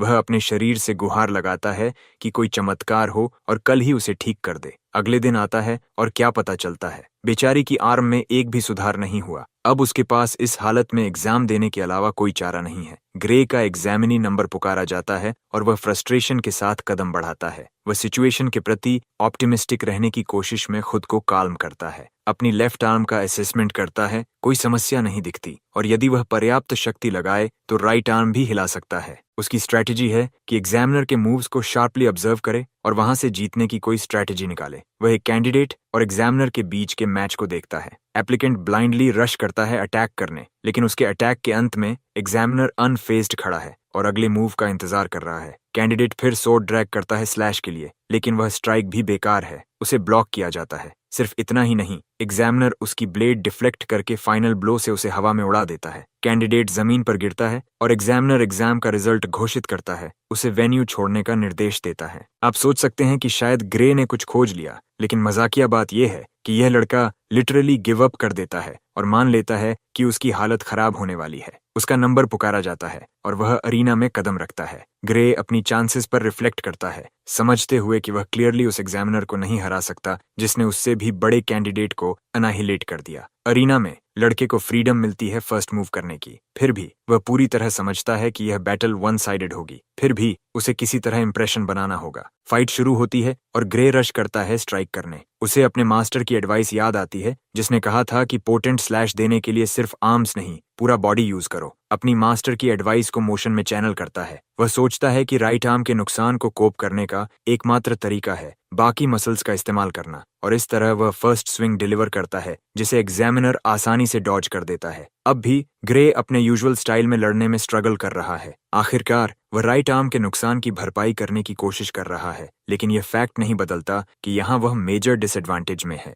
एग्जामिनर रिटेलिएट करता है अटैक करने की कोशिश में, लेकिन ग्रे के एस्टॉनिशमेंट के लिए सोर्ड बहुत स्लो मूव कर रही है। ऐसा लगता है जैसे वह बिना रश किए ट्रेजेक्ट्री पढ़ सकता है। इसीलिए लड़का अटैक को सफलतापूर्वक ब्लॉक कर देता है, एग्जामिनर के बिहाइंड फोर्स का वेट महसूस करते हुए। साथ ही वह जज करता है कि एग्जामिनर की टेक्निक उतनी रिफाइंड नहीं है जितनी सीरिया की थी। अगर वह केवल मास्टर से सीखी टेक्निक्स पर फोकस करे तो शायद उसे अपॉर्चुनिटी मिल सकती है और वह ओपनिंग कार्व कर सके। इस स्ट्रेटजी के साथ ग्रे फुल फोर्स रश करता है इंस्ट्रक्टर को ओवरवेल्म करने के प्रयास में, और देखिए इंस्ट्रक्टर पीछे धकेल दिया जा रहा है। उसकी स्पीड ही उसकी खुद की डिमाइज है। ग्रे कॉन्फिडेंट महसूस करता है, समझते हुए कि वह इजीली इस एग्जामिनर को हर सकता है। मास्टर के शब्द फिर से उसके दिमाग में फ्लैश होते हैं, उनकी ब्लेड्स फिर क्लैश होती हैं, लेकिन ग्रे ओपोनेंट को फुल डिफ्लेक्ट से ओवरवेल्म करता है, अपनी नई कॉन्फिडेंस के साथ बैटल फिनिश करने के लिए रेडी। ग्रे रिलेंटलेस असॉल्ट जारी रखता है, जबकि इंस्ट्रक्टर पेस कंट्रोल करने की पूरी कोशिश करता है। हालांकि लड़के ने ओपोनेंट की टेक्निक देख ली थी, उसे हैंडीकैप के साथ न्यूट्रलाइज करना अभी भी टफ टास्क है। उसने स्पीड गैप एक्सप्लॉइट किया और सीधे स्टैब करने की कोशिश की, लेकिन वह कर्व हो गया। रॉ पावर का डिफरेंस बस बहुत ज्यादा था। इंस्ट्रक्टर का फॉर्म तोड़ना आसान नहीं है, 2 हाथों से भी, 1 हाथ से तो और मुश्किल। फिर भी ग्रे की अग्रेशन धीरे धीरे नर्ड की मूवमेंट्स को रफ बनाती है। ये थोड़ा रिस्की हो सकता है, लेकिन वह यहाँ अपनी लक पुश कर सकता है। क्लियर प्लान के साथ ग्रे ने इंस्ट्रक्टर को स्टेज के एज तक धकेल दिया, जिससे डिफेंस में एक मैसिव गैप एक्सपोज हो गया। जैसा कि अनुमान था, ग्लासेस ने बेट लिया और फिनिशिंग ब्लो के लिए पंखा मारा। इंस्ट्रक्टर ने सबसे पुराना ट्रिक इस्तेमाल किया, उसने वाइड ओपन स्विंग मारा, जैसा कि ग्रे एंटिसिपेट कर रहा था। रेकलेस और ग्रीडी पुश से ही सबसे अधिक ओपनिंग एक्सपोज होती है। बिग और प्रेडिक्टेबल स्विंग प्रिसाइजली वह था जो उसे स्पीड एडवांटेज इस्तेमाल करने के लिए चाहिए था। सफल उम्मीदवारों को निर्देश दिया गया कि वे पुल पार करें और दिन के अंत तक एनरोलमेंट प्रोसीजर पूरा करें। जो पास हुए वे स्वाभाविक रूप से उत्साहित और खुश थे, तैयार एक इलीट की जिंदगी में प्रवेश करने के लिए। वहीं जो फेल हुए वे निराश होकर नीचे झुक गए, अपनी असफलता में डूबते हुए। सोर्ड्समैनशिप कोर्स के खत्म होने के बाद प्रतिनिधि ने हैरानी की बात अनाउंस की, एक एग्जामिनी को डिवाइन आई स्पेशल एडमिशन के तहत सिलेक्ट किया गया है, और वह कोई और नहीं बल्कि candidate number 53 Gray mother freaking Lee था। उसकी पेपर स्लिप ने बाकी स्लिप से अलग रंग में जलने लगी। चमकीली नीली आग ने सभी का ध्यान खींच लिया। जब उसे लगा कि अब उसे 1 साल और इंजरी को रिकवर करके ट्रेनिंग करनी पड़ेगी, ग्रे को पास कर दिया गया। उसके आसपास के उम्मीदवार डिवाइन आई स्पेशल एडमिशन सुनकर मॉक करने लगे। ग्रे को भी समझ नहीं आया कि उसने किस में उलझ लिया। ये डिवाइन आई बिजनेस उसके लिए नया था। अधिकांश लोग इसे बैकडोर एडमिशन समझते हैं, सिर्फ किसी अनवर्दी को स्कूल में घुसाने का तरीका, वर्ल्ड यूनियन एकेडमी की डिक्लाइन का संकेत। ग्रे को बैकडोर स्टूडेंट कहकर ताना सुनकर अच्छा नहीं लगा। वह सोचने लगा कि उसे कैसे सिलेक्ट किया गया जब उसके पास कोई रेलेवेंट कनेक्शंस नहीं थे। उसकी मास्टर का भी एकेडमी में इतना इन्फ्लुएंस नहीं हो सकता, जबकि फेलियर्स डिवाइन आई से एडमिट हुए व्यक्ति का मजाक उड़ा रहे थे। एक बॉल्ड ओल्ड हर्मिट ने उन्हें स्कोल्ड किया, पुराने ट्रेडिशंस का सम्मान न करने के लिए। उसके अनुसार यह एडमिशन एक सम्मानजनक कैटेगरी है जिसने पिछले सदी में अनगिनत हीरोज को जन्म दिया। जैसा कि अपेक्षित था, फेलियर्स ने हर्मिट का भी मजाक उड़ाया, सोचकर कि वह पुरानी सोच में है। हाँ, डिवाइन आई पहले हीरोज का ब्रीडिंग ग्राउंड था, लेकिन अब नहीं। हाल के डिवाइन आई कैंडिडेट्स में एमी वाइट, बेला आल्ब्राइट, लीक मुलर और जेकब ब्लूमफील्ड शामिल हैं। इन चारों की एक चीज कॉमन है, सभी को अब फेलियर्स माना जाता है, लेकिन हम पहले ही उनके नाम सुन चुके हैं। निकट भविष्य में एमी वाइट सोर्ड सेंट बनेगी, बेला ऑलब्राइट ग्रेट सेज और जेकब ब्लूमफील्ड डिवाइन आर्चर का मेंटल उठाएगा। ये तीनों लिक्विडेटर के खिलाफ मुख्य ताकत के रूप में एपेक्स तक पहुंचेंगे। अब ग्रे का नाम भी इन लेजेंड्स के साथ लिया जाएगा। जो पास हुए उन्हें यूनिफॉर्म्स दी गईं। एंट्रेंस सेरेमनी जल्द शुरू होने वाली थी और रुकीज को मुख्य कार्यालय के सामने के प्लाजा में इकट्ठा होना था। ग्रे ने अपना नया आउटफिट पहना और यह परफेक्ट फिट था। उसका ब्लैक ब्लेजर, गोल्ड इनलेज और एकेडमी का क्रेस्ट शानदार लग रहा था। वह डिफीटेड महसूस कर रहा था, लेकिन अब अपने बैचमेट्स के साथ डैपर लग रहा था।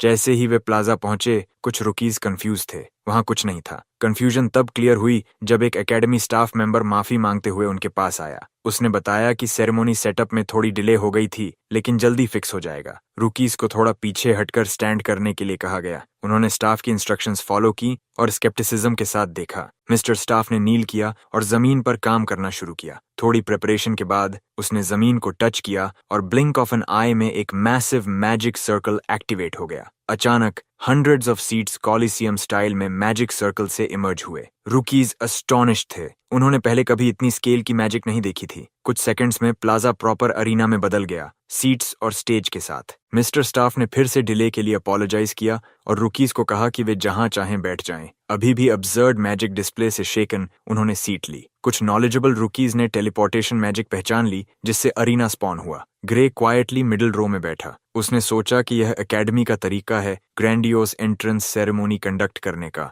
स्कूल बिल्डिंग के पास। बेसिकली ये वर्ल्ड यूनियन एकेडमी की शक्ति दिखाने का तरीका था। जैसे ही सभी अपनी सीट्स में बैठे, अन्य रूकीज ने टिप्पणी की कि इतनी ज्यादा सीट्स थोड़ी एक्सेसिव लग रही हैं। आखिरकार केवल 30 उम्मीदवार ही मौजूद थे, फिर भी हजारों सीट्स थे। खैर, जैसा कि वर्ल्ड यूनियन एकेडमी के नाम से ही पता चलता है, यह संस्थान दुनिया भर से क्रीम ऑफ द क्रॉप को इकट्ठा करता है। अगर आप आसमान की तरफ देखें तो आपको असली अर्थ समझ में आएगा। दर्जनों एयरशिप्स और ड्रैगन कैरेजेस ऊपर उड़ रहे थे, सूरज को ढकते हुए। ऊपर देखते हुए ग्रे ने सबसे बड़ा मैजिक एयरशिप पहचाना, स्ट्रैट क्वीन। वह कभी इस जायंट बीस्ट में चढ़ा था जब वह लिक्विडेटर सब्जुगेशन स्क्वाड के लिए कैनन फॉडर था। ये वाकई अपने नाम के लायक है। इतने इम्पोजिंग चीजों को केवल एंट्रेंस सेरेमोनी के लिए लाना न्यूबीज पर फ्लेक्स करने का तरीका है। वर्ल्ड यूनियन एकेडमी निश्चित रूप से अपनी शक्ति दिखाना जानती है। जब सभी शिप्स सेफली लैंड हो गए तो दुनिया के अलग अलग हिस्सों से जो स्टूडेंट्स स्ट्रिक्ट एंट्रेंस एग्जाम पास कर चुके थे, वे बाहर आए और बाकी सीट्स फिल की। सभी के इकट्ठा होने के बाद शुरुआत का समय था। जिस स्टाफ मेंबर ने अरीना स्पॉन किया था, उसने उनके जीवन के अगले अध्याय की शुरुआत का सिग्नल दिया। फ्लैशी डिस्प्लेज के बाद एंट्रेंस सेरेमोनी हेडमास्टर के छोटे स्पीच के साथ प्रोसीड हुई। ग्रे अपनी सीट में थोड़ा बोर हो रहा था। भले ही वह दुनिया के सबसे प्रेस्टिजियस एकेडमी में प्रवेश कर रहा था, यह पूरा सेरेमोनी बस एक टीडियस असेंबली जैसा लग रहा था। इसके बाद हेडमास्टर ने प्रत्येक कोर्स के टॉप स्टूडेंट्स को पोडियम पर बुलाया। ग्रे के पास बैठा लड़का खड़ा हुआ। ब्लॉन्डी का नाम लियोन हार्ट था, सोर्ड्समैनशिप कोर्स का टॉप स्टूडेंट। जैसे ही वह कॉन्फिडेंट होकर स्टेयर्स से नीचे उतरा, इंस्टेंट में एग्जामिनर को डिफीट करने की उसकी फीट की गॉसिप फैलने लगी। कुछ लोग तो कहते हैं कि यह रुकी पहले से ही किसी भी प्रोफेसर के बराबर है स्वॉर्ड प्ले में। लियोन हार्ड एपियस एक स्पाई की तरह लगता है, जो असैसिन और माइंड रीडिंग लिटिल गर्ल के साथ फेक फैमिली शुरू करने का काम कर रहा है। ग्रे इम्प्रेस्ड नहीं हुआ, बस थोड़ा क्यूरियस था। स्पीच शुरू करने से पहले लियोनहार्ड ने कंफर्म किया कि उसे पूरी ईमानदारी से बोलने की अनुमति है। ग्रीन सिग्नल मिलने पर उसने फेलो रुकीज की तरफ तीखी नजरें डालते हुए कहा। उसने स्पीच की शुरुआत एकेडमी में फॉर्मल कंप्लेंट के साथ की। सबसे पहले उसने उन पीयर्स को कंग्रेचुलेट किया जो प्रॉपर वे से एडमिट हुए। उसे लगता है कि करंट जनरेशन के बेस्ट ऑफ द बेस्ट में होना एक बड़ा सम्मान है। लियोनहार्ड चाहता है कि सभी ग्रेजुएट्स बने ऐसे लोग जो दुनिया में मीनिंगफुल कॉन्ट्रीब्यूशंस कर सकें। इसके लिए उन्हें मिलकर काम करना होगा। वह उस दिन का इंतजार कर रहा है जब वह और उसके पीयर्स वर्ल्ड यूनियन एकेडमी के प्राउड स्टूडेंट्स बनेंगे। इसके बाद उसने पॉइंट आउट किया कि हमारे बीच में कोई है जो इस प्लाजा में रहने के योग्य नहीं है। यह एक्यूजेशन सीधे प्रोफेसर एरियल की तरफ था, जो divine I special admissions oversee करती हैं। फ्रेशमैन द्वारा फर्स्ट डे में बुलाए जाने पर प्रोफेसर एरियल काफी शॉक्ड हुई। उन्होंने असर्ट किया कि यहाँ का हर स्टूडेंट रिगरस एग्जाम पास कर चुका है। हो सकता है कि वे लियोनहार्ड जितने डोमिनेंट न हों, लेकिन वे सही मायने में यहाँ रहने के योग्य हैं। क्यूरियस और फैसिनेटेड होकर उन्होंने कॉकी रुकी से पूछा कि वह छोटे सेरियस की तरह क्यों बात कर रहा है। लियोनहार्ड ने बिना किसी हिचकिचाहट के उस मिस्ट्री कैंडिडेट का नाम लिया जो ऑब्सोलीट बैकडोर सिस्टम के जरिए एडमिट हुआ था। जैसा कि बाकी लोग सोचते हैं, उसने डिवाइन आई स्पेशल एडमिशन को सिर्फ अंडर क्वालिफाइड स्टूडेंट्स को स्नीक करने का तरीका बताया। लियोनहार्ड ने रोर किया कि स्पेशली एडमिटेड स्टूडेंट को बस सामने आना चाहिए, ऑनरेबल यूनिफॉर्म लौटाना चाहिए और शेम में चले जाना चाहिए। उसके वर्ड्स और डिसाइसिवनेस ने बाकी रूकीज को प्रभावित किया। इस बीच जिसे सिंगल आउट किया जा रहा था, वह कोशिश कर रहा था कि ध्यान न जाए। थैंकफुली यह हॉस्टाइल ओवर अचीवर ग्रे का फेस नहीं जानता। अगर वह साइलेंट रहेगा तो उसे कोई ट्रबल नहीं आएगी, राइट? प्रोफेसर एरियल को इंटरवीन करना पड़ा और टेंशन तोड़ते हुए इस साल के बैच की लाइवलीनेस की प्रेज की। रिफ्यूज करने के बावजूद लियोनहार्ड ने आउटडेटेड एडमिशन सिस्टम के बारे में अपने ओपिनियंस दोहराए। थोड़ी अनॉयड होकर प्रोफेसर एरियल ने ऑमिनसली पूछा कि क्या वह कॉन्फिडेंट है कि वह उस किड को हरा सकता है जिसे उसने सिलेक्ट किया है।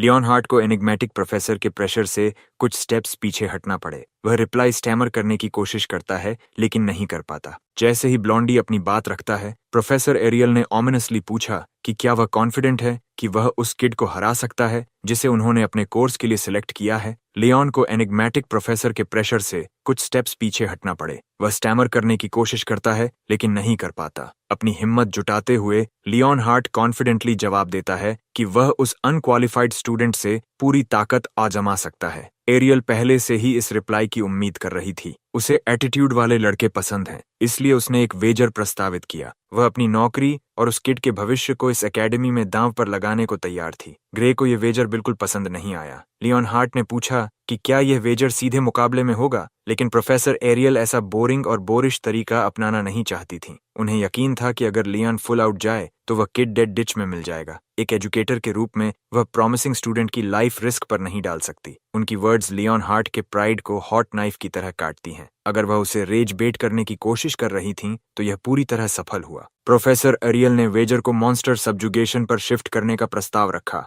इससे हर पार्टी के लिए थोड़ी सेफ्टी बनी रहती। उन्हें पता था कि लियोन हार्ट ह्यूमन से ज्यादा मॉन्स्टर्स को फाइट करने में एक्सेल करता है। नियम सिंपल थे। दोनों पार्टिसिपेंट्स को उनके द्वारा चुने गए टारगेट मॉन्स्टर्स को किल करना था। हर राउंड में टारगेट मॉन्स्टर की स्ट्रेंथ बढ़ती। जो भी पहले हार मान लेगा और टारगेट को सब्जुगेट करने में फेल होगा वह हारेगा। अगर लियोन हारे वह प्रोफेसर के कहने पर सब करना पड़ेगा। अगर वह मॉन्स्टर नहीं हरा पाया तो प्रोफेसर खुद अपनी पोस्ट छोड़ देगी और सभी स्पेशल एडमिशन स्टूडेंट्स को एक्सपेल कर देगी। लियोन हार्ट ने फर्स्ट टारगेट मॉन्स्टर के बारे में पूछा। वह कॉन्फिडेंट था कि किसी भी ओपोनेंट को हैंडल कर सकता है, लेकिन कोई वियर्ड इट्स डेनिटास में फंसना नहीं चाहता। थोड़ी डिलिबरेशन के बाद एरियल ने परफेक्ट फर्स्ट टारगेट चुना, एक ओगर जनरल का हेड। अगर लियोन को इजी लगे तो डिफिकल्टी बढ़ा दी जाएगी, लेकिन क्राउड की रिएक्शन देखकर ऐसा करने की जरूरत नहीं पड़ी। ग्रे सोच रहा था कि एरियल ने क्यों स्पेसिफिकली ओगर जनरल चुना, एक मॉन्स्टर जिसे उसने पहले ही मारा था। लियोन ने पोडियम पर फिस्ट मारते हुए आर्ग्यू किया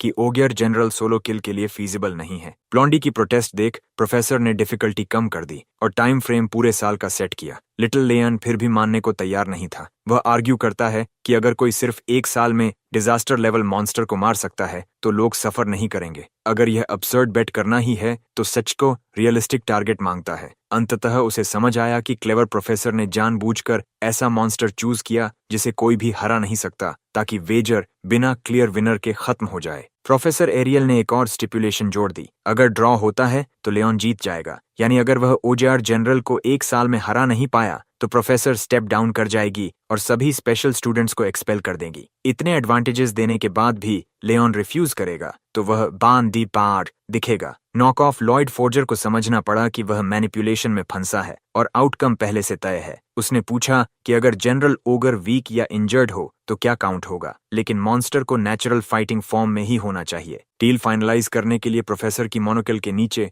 आंख ग्लोइंग हुई और मैजिक कॉन्ट्रैक्ट फॉर्म हुआ। हर डिटेल कॉन्ट्रैक्ट में लिस्ट और इम्प्रिंट हो गई। लिटिल लियोन को बस साइन करना था। पूरे फैकल्टी और बाकी फ्रेशमैन विटनेसेस के सामने उसने आर्केन डॉक्यूमेंट पर विलिंगली अपने नाम पर हस्ताक्षर किए। डील फाइनलाइज होने के बाद उसने हेजिटेंट होकर पूछा कि बैकडोर एडमिट किड सच में जीत सकता है क्या। प्रोफेसर एरियल ने सीधे जवाब नहीं दिया। बाकी प्रोफेसर्स बस अपनी सीट्स में बैठे देख रहे थे, शायद इस रेड हेयर्ड मैजिशियन के एंटिक्स के आदी थे। ग्रे अपनी सीट में डिफीट में साई करता है। ये वेजर और उसका भविष्य अब उसके कंट्रोल के बाहर ऑफिशियल हो चुका था। ग्रे ने तुरंत ध्यान दिया कि प्रोफेसर ने जानबूझकर स्टिपुलेशंस को इस तरह वर्ड किया था कि उस ओगर जनरल को भी शामिल किया गया जिसे उसने पहले ही मारा था। यह वेजर शुरू होते ही तय हो चुका था। प्रोफेसर एरियल ने लियोन और बाकी सबको क्लेवरली प्ले किया और सिर्फ ग्रे ही था जो इसे देख पाया। जरूर वह डर्टी प्ले करती हैं, लेकिन किसी ऐसी व्यक्ति का सपोर्ट आपके कॉर्नर में होना एक मैसिव बून साबित हो सकता है। पेट फियास्को के बाद एंट्रेंस सेरेमनी समाप्त हुई और रुकीज को उनकी पहली लेक्चर के लिए फनल किया गया, बेसिक मैजिक की क्लासेस। क्लास का प्रोफेसर थोड़ा सरप्राइज्ड था कि पहले ही दिन लेक्चर शुरू किया गया। उसका उद्देश्य था कि स्टूडेंट्स इस पेस के आदी हो जाए, क्योंकि इस एकेडमी में एक भी दिन वेस्ट करने का लग्जरी नहीं है। आज का टॉपिक था मैजिक का सबसे बेसिक यूटिलाइजेशन। मानव शरीर में एक इनविजिबल एनर्जी होती है जिसे ईथर कहते हैं। इस एनर्जी को मैनिपुलेट करके मैजिक सर्किट्स के जरिए अनटोल्ड पावर टैप किया जा सकता है। ग्रे शुरू में डर रहा था कि वह क्लास को फॉलो नहीं कर पाएगा, लेकिन यह पहला लेक्चर मैनेजेबल लग रहा था। वह पहले भी सब्जुगेशन बूट कैंप में इसी एक्सप्लेनेशन को सुन चुका था, हालांकि उसकी क्लास असाइनमेंट अनलकी थी। इंट्रोडक्टरी मैजिक क्लासेस में वह लियोन हार्ट एपियस के साथ पढ़ने के लिए असाइन हो गया। अगर लोग जान गए कि वह hated divine I special admission student है तो उसका पीस गुड बाय समझो। सोच में डूबा ग्रे को प्रोफेसर ने देखा और बोर्डम दिखाने के लिए सिंगल्ड आउट कर दिया। प्रोफेसर ऑफेंडेड थी कि रुकी ने इंट्रोडक्टरी कोर्स में 5 मिनट भी ध्यान नहीं दिया। ग्रे तुरंत अपोलोजाइज करता है, फिर भी उसे ये वियर्ड लगा कि प्रोफेसर ने उसे बैक रो में होने के बावजूद सिंगल्ड आउट किया। प्रोफेसर ने एस्केलेट किया और डेमोन्स्ट्रेशन डिमांड की। अगर वह इंट्रोडक्टरी क्लास में बोर्ड दिखता है तो इसका मतलब है कि वह बेसिक मैजिक यूज कर सकता है, राइट? ग्रे ने रिस्पेक्टफुली इंसिस्ट किया कि वह सोर्ड्समैनशिप में स्पेशलाइज करता है। उसे लगा अगर वह मैजिक यूज नहीं कर सकता तो कोई दिक्कत नहीं। प्रोफेसर ने बार्क किया कि रियल फाइट में सोर्ड्समैन को अलाइड मेज के साथ कोऑर्डिनेशन के लिए बेसिक्स जानना जरूरी है। लर्निंग बेसिक मैजिक और ग्रास्प करना मिनिमम रिक्वायरमेंट है। ग्रे को याद आया कि बूट कैंप में भी यही बात कही गई थी, इसलिए आज की लेक्चर ईथर बुलेट के स्पेल से कंक्लूड हो सकती है। कॉन्फर्मेशन के लिए उसने पूछा कि क्या आज का lecture simple yet effective ether bullet सीखने के लिए है। प्रोफेसर ने अस्यूम किया कि वह इसे यूज कर सकता है। ग्रे ने गॉड्स को धन्यवाद दिया कि बूट कैंप का हेलिश ग्राइंड अब काम आएगा। प्रोफेसर ने इसे 1-on-1 डेमोन्स्ट्रेशन बनाया और टॉप सोर्ड्समैन लेयॉन को स्टेज पर बुलाया। ब्लॉन्डी खुशी खुशी खड़ा हुआ और रिस्पेक्ट दिया। लेयॉन ने बताया कि उसे स्कूल शुरू करने से पहले सोर्ड और मैजिक में ट्रेनिंग मिली है, इसलिए नॉर्मी के लिए यह थोड़ा रिस्की हो सकता है। प्रोफेसर ने कहा कि स्किल गैप चाहे जितना बड़ा हो, ईथर बुलेट्स नॉन लीथल हैं, इसलिए कोई होल्ड बैक नहीं। साथ ही उन्होंने रिवील किया कि ग्रे इस साल का डिवाइन आई स्टूडेंट है, जानकर कि लेयॉन नेमलेस बैकडोर स्टूडेंट से कितना घृणा करता है। लेक्चर हॉल के सभी स्टूडेंट्स ने ग्रे की तरफ देखा और उसका फेस याद किया। सेटअप शुरू से ही ऐसा था। ग्रे पूरे दिन अपनी आइडेंटिटी हाइड नहीं कर सकता था। ओल्ड फार्ट प्रोफेसर ने जानबूझकर इसे रिवील किया। लियोन गुस्से में तुरंत मौका देखता है कि वह उस आउटसाइडर को सिखा सके कि वर्ल्ड यूनियन एकेडमी कैसी जगह है। वेन्स पॉपिंग इन रेज, उसने डिमांड किया कि grey step the one on down. ये ग्रे का फर्स्ट डे बिल्कुल ऐसा नहीं होना चाहिए था। स्टेज पर दोनों एक दूसरे के ऑपोजिट खड़े हुए, जबकि बेरॉन स्टायरर प्रोफेसर रूल्स एक्सप्लेन कर रही थी। सिग्नल मिलने पर दोनों ओपोनेंट पर ईथर बुलेट्स शूट करेंगे। ग्रे ने केवल कुछ ही दिन बेसिक मैजिक बूट कैंप में सीख रखी थी। प्रोफेसर ने कहा कि बुलेट्स नॉन लीथल हैं, लेकिन इसका मतलब यह नहीं कि वे दर्द नहीं देंगे। जैसे ही गो सिग्नल दिया गया, लियन हार्ट ने अपने हाथों में भारी मात्रा में ईथर जमा किया, यह दिखाने के लिए कि असली और फेक स्टूडेंट में कितना अंतर है। कॉर्नर में दबाया गया और खुद को बचाने के लिए मजबूर ग्रे ने भी अपनी ईथर मैनिपुलेट की। पिछले ज्ञान को एक डेस्परेट प्रयास में डालते हुए लेक्चर हॉल चुप हो गया जब उन्होंने एक मैसिव ब्लैक होल देखा जो एक छोटी सी बुलेट को निगलने के लिए तैयार था। लियोन और ग्रे दोनों ही हक्का बक्का रह गए। किसी ने भी इस रात की उम्मीद नहीं की थी। जैसे ही tiny ether bullet black hole में समा गया, लियोन के आंखों में फियर साफ दिख रही थी, क्योंकि लीथल स्पेल उसके पास बढ़ रही थी। पैनिक में प्रोफेसर ने हाथ उठाया और अपनी मैजिक से वर्स्ट केस सिनेरियो रोकने की कोशिश की। एक गोल्डन बैरियर ने अनोमलस ईथर बुलेट के रिलेंटलेस एडवांस को रोका। बैरियर ने अधिकतर शक्ति को ब्लंट किया, लेकिन यह बहुत क्लोज कॉल था। उसने थोड़ी छूट दी और गोल्डन बैरियर पर क्रैक्स दिखने लगे। Eventually ether bullet black whole अपनी लिमिट तक पहुंचा और एक्सप्लोड कर गया, मैजिक बैरियर को लाखों छोटे छोटे स्पेक्स में तोड़ते हुए। एक्सप्लोजन ने लेक्चर हॉल में कैओस मचा दिया। रुकीज ने आंखें बंद की और इम्पैक्ट के लिए ब्रेस किया। टारगेट लिटिल लियोन धड़ाम से गिरा और ब्लडी मर्डर चिल्लाने लगा। गलती महसूस करते हुए प्रोफेसर तुरंत सोर्ड्समैनशिप कोर्स के राइजिंग स्टार की तरफ दौड़ी। लियोन ने खुद को उठाया, डस्ट झाड़ा और प्रोफेसर को अश्योर्ड किया कि वह ठीक है। ब्लॉन्डी की सेफ्टी कंफर्म करने के बाद प्रोफेसर का ध्यान उस पर गया जिसने पूरा हॉल नियरली ब्लो किया। बैरियर फेल हो जाता तो एबनॉर्मल ईथर बुलेट लायन को मार सकता था और कई को इंजरी दे सकता था। वेटरन मैजिक प्रोफेसर्स में भी कोई इतनी स्ट्रॉन्ग ईथर बुलेट कास्ट नहीं कर सकता। ग्रे खुद भी कंफ्यूज्ड था। उसने जो अनलीश किया ओपोनेंट की फीबल स्पेल से कहीं ऊपर था। सब्जुगेशन स्क्वाड में सीखी गई स्पेल एकेडमी की स्पेल से अलग हो सकती थी। प्रोफेसर से उसने पूछा कि कहीं उसने गलत तो नहीं किया, लेकिन प्रोफेसर फेयरली सर्टन थे कि यह डेफिनेटली एक ईथर बुलेट थी। डिफरेंस सिर्फ क्वालिटी का था। ग्रे ने जो स्पेल चूज किया वह नॉर्मल ईथर नहीं था। इस साइज और पावर को केवल सुपर कंप्रेस्ड ईथर के यूज से ही हासिल किया जा सकता था। रुकीज ने इसका नाम सुना भी नहीं था, समझना तो दूर। सुपर कंप्रेस्ड ईथर इतना रेयर है कि एक्सपीरियंस प्रोफेसर्स भी इसे बनाना और स्टडी करना मुश्किल पाते हैं। येट इस कंट्रोवर्शियल स्टूडेंट ने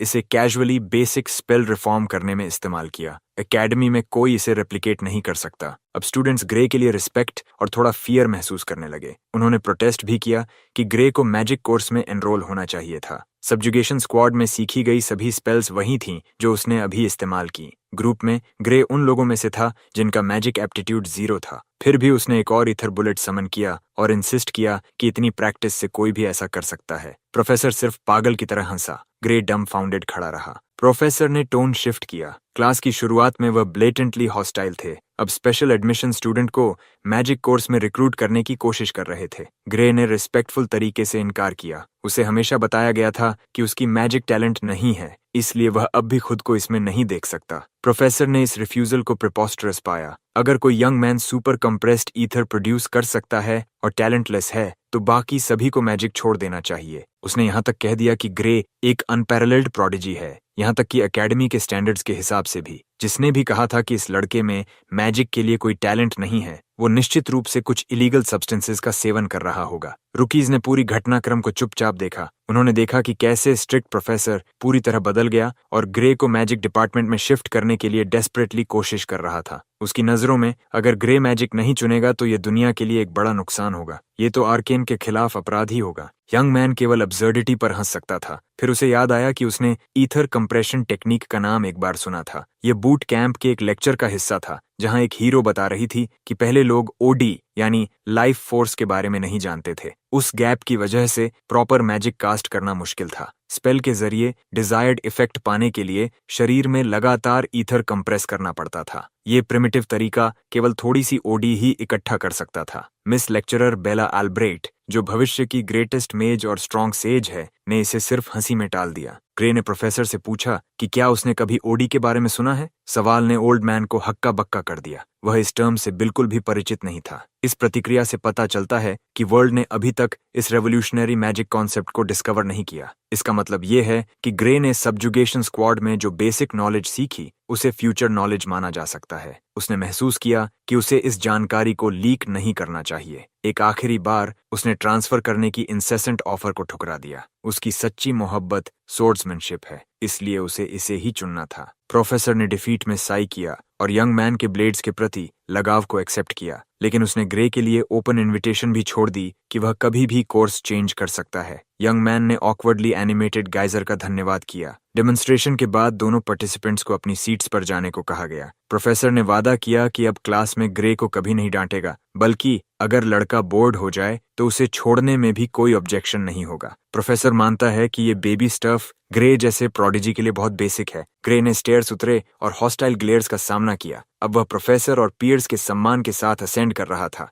मीनवाइल उसका विक्टिम रूइंड स्टेज पर खड़ा था, ब्लश कर रहा था और लायन हार्ट फास्ट बीट कर रहा था लॉर्ड ग्रे के लिए। उसने नहीं देखा कि लायन हार्ट वहां कैसे दिख रहा था, लेकिन ग्रे ने निश्चित रूप से अपने स्पाइन में चिल महसूस किया। पहली लेक्चर के बाद उसे प्रोफेसर एरियल की पर्सनल नोट मिली, जिसमें क्लासेस के बाद उनके ऑफिस में मिलने को कहा गया था। बेसिकली उसे अचानक समन किया गया। ये ट्रबलसम हो सकता था अगर पीछे ओल्ड प्रोफेसर कार्लोस हो। कुछ मिनट घूमने के बाद उसने फाइनली ऑफिस डोर पाया, जिस पर डिवाइन आई का मार्क था। नॉक करने वाला था कि डोर सॉफ्टली ओपन हो गया। ग्रे ने इसे इनविटेशन मानकर रिस्पेक्टफुल तरीके से एंटर किया और रिस्पेक्टफुल ग्रीटिंग्स कहा। जैसे ही उसने सेंटेंस खत्म किया, उसे साइड से शार्प ब्लेड की प्रेजेंस महसूस हुई। ग्रे के रिफ्लेक्सेस ऑटोमेटिकली किक हुए और उसने सोर्ड ड्रॉ किया। ग्रिप थोड़ा अनऑर्थोडॉक्स था, लेकिन जरूरत पड़ने पर काम आ गया। उसने स्नीक अटैक को स्वीप किया और अटैकर को दूर किया। अटैकर दूर होने के बाद ग्रे ने महसूस किया कि इस बार उसने प्योरली इंस्टिंक्ट से एक्ट किया। कन्फ्रंट करने की इच्छा थी, लेकिन सामने केवल एक ब्लू हेयर्ड यंग वुमन थी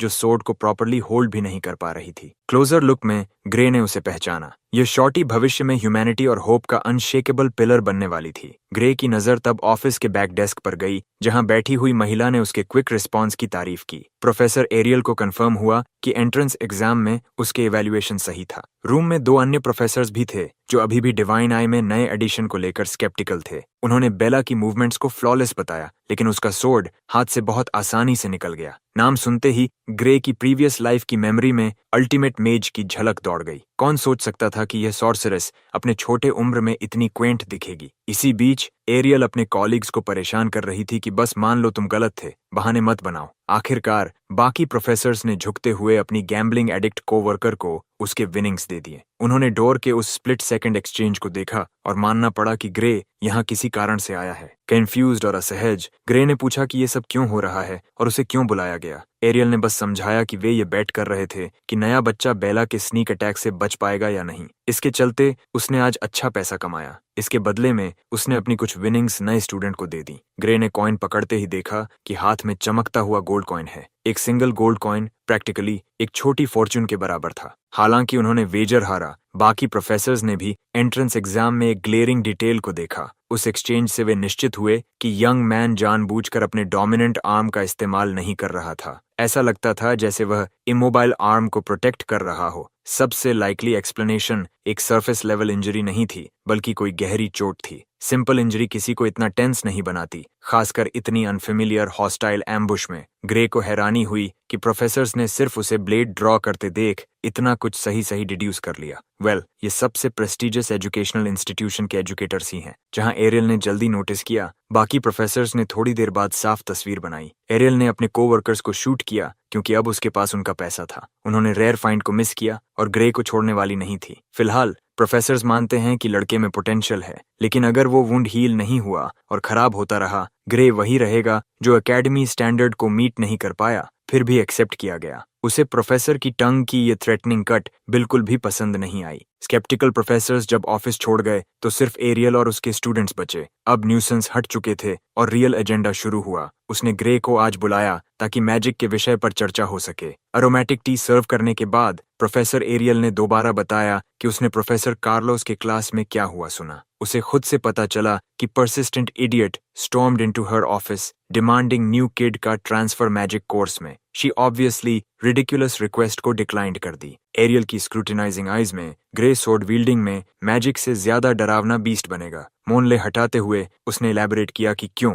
ग्रे स्टन्ड रह गया। प्रोफेसर एरियल ने जीनियस और मैजिक कंप्रेशन के कोई संकेत नहीं देखे। उसने डीपर मैजिक प्रैक्टिस के कोई साइंस नहीं दिखाए। ग्रे थोड़ा अनसेटल हुआ जब उसे इस बिजार आई से स्कैन और ओपन बुक की तरह पढ़ा गया। लाइंग इस सिचुएशन में अटरली यूजलेस था, इसलिए ग्रे ने एडमिट किया कि उसके स्पेक्यूलेशन सही हैं। क्यूरियस, एरियल ने जेंटली पूछा कि क्या वह black hole ether bullet conjure करने का ट्रिक शेयर करेगा। उसने कंप्लीट डिस्क्रेशन और रिवॉर्ड का प्रॉमिस किया। वह इस प्रॉमिसिंग कंसेप्ट को बेला के लिए जानना चाहती थी। टी सिप करते हुए ग्रे की टंग ऑलमोस्ट स्लिप्ड और उसने यंग बेला को उसके भविष्य के टाइटल से पुकार दिया। प्रोफेसर एरियल ने उस यंग वुमन को प्योर जीनियस कहा जब बात मैजिक थियोरी की आई, लेकिन उसे वील्ड करने का कोई मीन्स नहीं था। किसी अननोन रीजन से उसे ईथर कंप्रेशन की कैपेसिटी नहीं थी, सुपर कंप्रेशन तो और भी नहीं। फ्यूचर की लूज इंटेल से ग्रे जानता था कि बेला अल्ब्राइट एक लेट ब्लूमर थी। प्रैक्टिकल डिपार्टमेंट में टैलेंट की कमी इसका कारण थी। एरियल ने यह मीटिंग इसलिए सेट की क्योंकि उसे सुना था कि ग्रे ने जो सुपर कंप्रेस्ड ईथर बुलेट बनाई थी, उसने लायन को लगभग मार ही दिया था। अगर कोई तरीका होता सुपर कंप्रेस्ड ईथर को इंटरनल कंप्रेशन के इनएफिशिएंट तरीके के बिना इस्तेमाल करने का,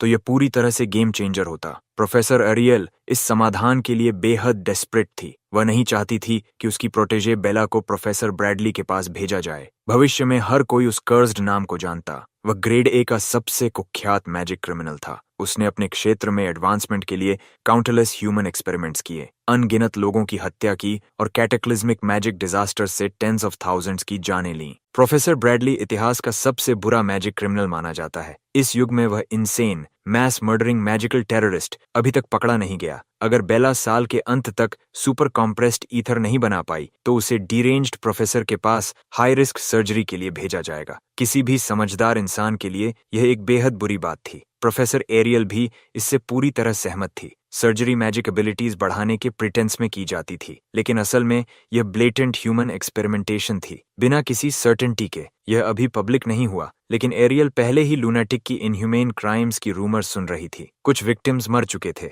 बाकी होपलेसली ब्रोकन थे। बेला ने कहा कि यह डेंजरस और स्कैरी है, लेकिन अगर वह कोई रिजल्ट नहीं देती तो साल के अंत तक उसे एक्सपेल कर दिया जाएगा। प्रोफेसर एरियल के लिए यह पसंदीदा विकल्प था कि बेला एकेडमी में मैजिक छोड़ दे, बजाय कि वह उस परवर्टेड मॉन्स्टर के हाथ लगे। ग्रे क्वाइटली सोच में पड़ गया। उसके पास ऐसी मैजिक थ्योरीज थीं जो अभी तक एग्जिस्ट नहीं करती। अगर वह इतना ड्रास्टिक नॉलेज शेयर करेगा तो हिस्ट्री पूरी तरह से बदल जाएगी। उसने यंग बेला को फ्रस्ट्रेशन और फियर में फिस्ट्स टाइटली क्लास्प करते देखा। ग्रे को अपने लास्ट मोमेंट्स याद आए जब वह लिक्विडेटर का सामना कर रहा था। उस फ्रस्ट्रेशन, फियर और होपलेसनेस से वह बेहद परिचित था। वह सिर्फ कैनन फॉडर था, ट्रेंड की एक ही शॉट में गिर जाए। हीरोज जो वर्ल्ड बचाने वाले थे, उन्हें फ्रेश मीट की तरह काट दिया गया। भविष्य की इतनी हताशा देख ग्रे ने तय किया कि क्यों ना कोर्स ऑफ हिस्ट्री बदला जाए। उस हेल होल फ्यूचर को बेहतर बनाना ही सही था। जब उसकी चाय खत्म हुई, उसने डिसाइड किया कि वह बेला को पूरी कोशिश से सुपर कंप्रेस्ड ईथर सिखाएगा। जल्द ही वह इस तकनीक में प्रोफिशिएंट हो जाएगी।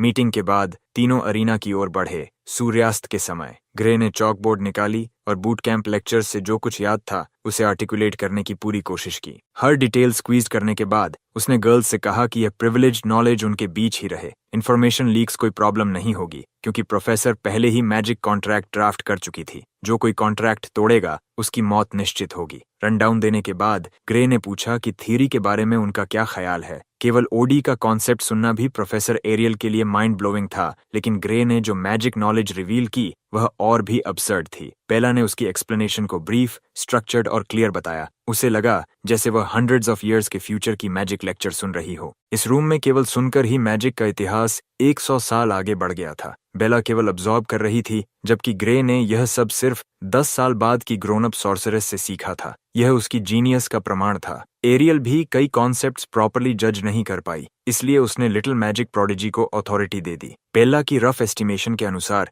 थियोरी साउंड होने की अच्छी संभावना थी। कोई भी कॉन्सेप्ट वर्तमान मैजिक थ्योरी से कॉन्ट्रडिक्ट नहीं करता, लेकिन क्विकेस्ट तरीका था टेस्टिंग करना। इसलिए उन्होंने अरीना में स्पेल प्रैक्टिस की। स्टाफ दोनों हाथों में पकड़े। बेला ने ग्रे की टीचिंग्स पर भरोसा किया और अपनी फुल पावर टैप्ड की। ये सुनते ही पता चल रहा था कि चीजें गंभीर हैं। यदि याद सही है तो बेला एल्ब्राइट की स्ट्रेंथ रूमर्ड थी कि वह एक सिटी को इंस्टेंट में जला सकती थी। वह प्रैक्टिकली एक वेपन ऑफ मैस डिस्ट्रक्शन थी। इसके अलावा उसके पावरफुल मैजिक आउटपुट पर उसका कोई प्रॉपर कंट्रोल नहीं था, जिसके लिए वह पूरी तरह इनफेमस थी। आज ग्रे को आखिरकार उस लेजेंडरी प्रदर्शन का गवाह बनने का मौका मिला। बेला खुद भी हैरान थी कि उसने क्या शुरू कर दिया। अरीना के बीच से एक जाइगेंटिक ब्लेजिंग फायर उठी और सीधे बादलों तक जा पहुंची। ग्रे ने उसे इस रेकलेस एक्ट से बचाने की कोशिश की, लेकिन बहुत देर हो चुकी थी। पीलिंग ऑफ फ्लेम के फाउंडेशन पर यंग मेज खड़ी थी, एक इम्पोजिंग मैजिक सर्कल को थामे हुए। ये ओवरवेलमिंग पावर ग्रे के पास्ट लाइफ में मैजिक के पिनिकल पर थी।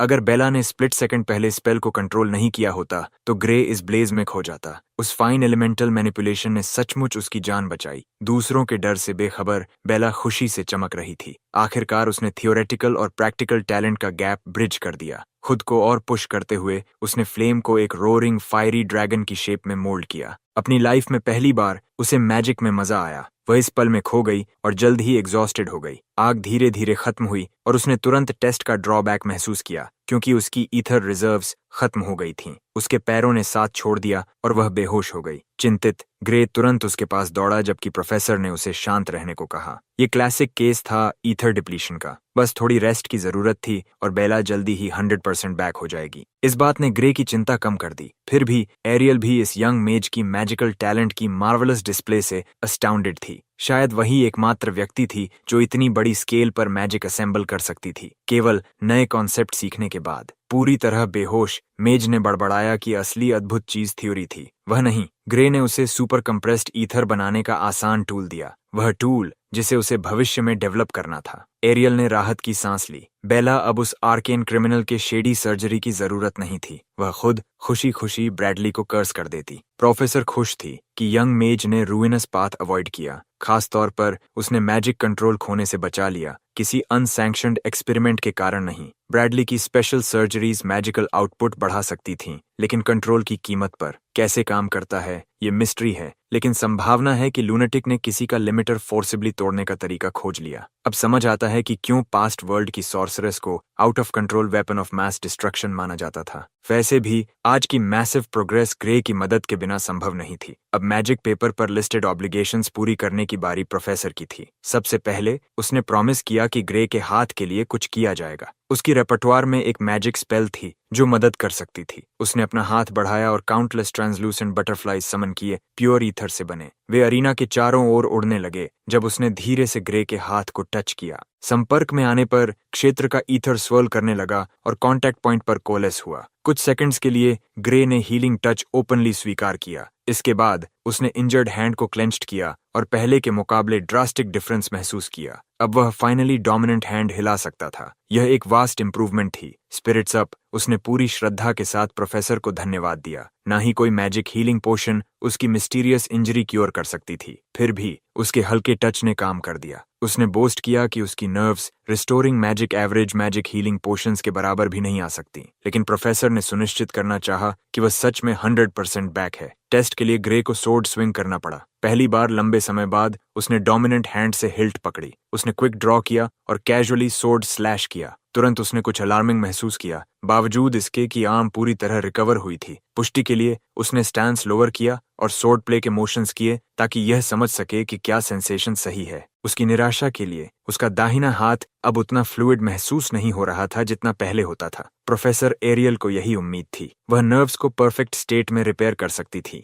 लेकिन उस युवा लड़के की आत्मा के वुंड्स को हील करना उसकी मैजिक के बस की बात नहीं थी। ग्रे को सोल का जिक्र सुनकर थोड़ा कंफ्यूजन हुआ। आज का मैजिक नॉलेज ह्यूमन सोल के अस्तित्व को साबित नहीं कर पाया था, लेकिन एरियल फर्म बिलीवर थी कि सोल सच में मौजूद है। आखिरकार वह अपने स्पेशल मोनले के नीचे छुपे ऑल सीइंग आई से सब कुछ देख सकती थी। इस समय वह ग्रे की सोल को धीरे धीरे हील होते हुए देख रही थी। उसने थियोराइज किया कि जब तक ग्रे खुद को ओवर एक्सर्ट नहीं करता, वह नेचुरली रिकवर कर जाएगा। ग्रे ने भोलेपन से पूछा कि क्या सोर्ड प्ले प्रैक्टिस करना ओवर एक्सर्शन में गिना जाएगा। प्रोफेसर ने रिप्लाई किया कि नहीं, वह नॉर्मल ट्रेनिंग कर सकता है। इसके बजाय उसने ग्रे से पूछा कि वह किस तरह की सोर्ड्समैनशिप प्रैक्टिस करता है जो किसी की सोल को इतना नुकसान पहुंचा सकती है। फिर भी सोल को फ्यूल के रूप में इस्तेमाल करने वाला सोर्ड प्ले कोई नई चीज नहीं थी। वास्तव में वह जानती थी कि Amy white, divine I special admission की एक और छात्रा, भी इस क्षमता की मालिक है। उसे लग रहा था कि इन दोनों स्टूडेंट्स के बीच कोई कनेक्शन होना चाहिए।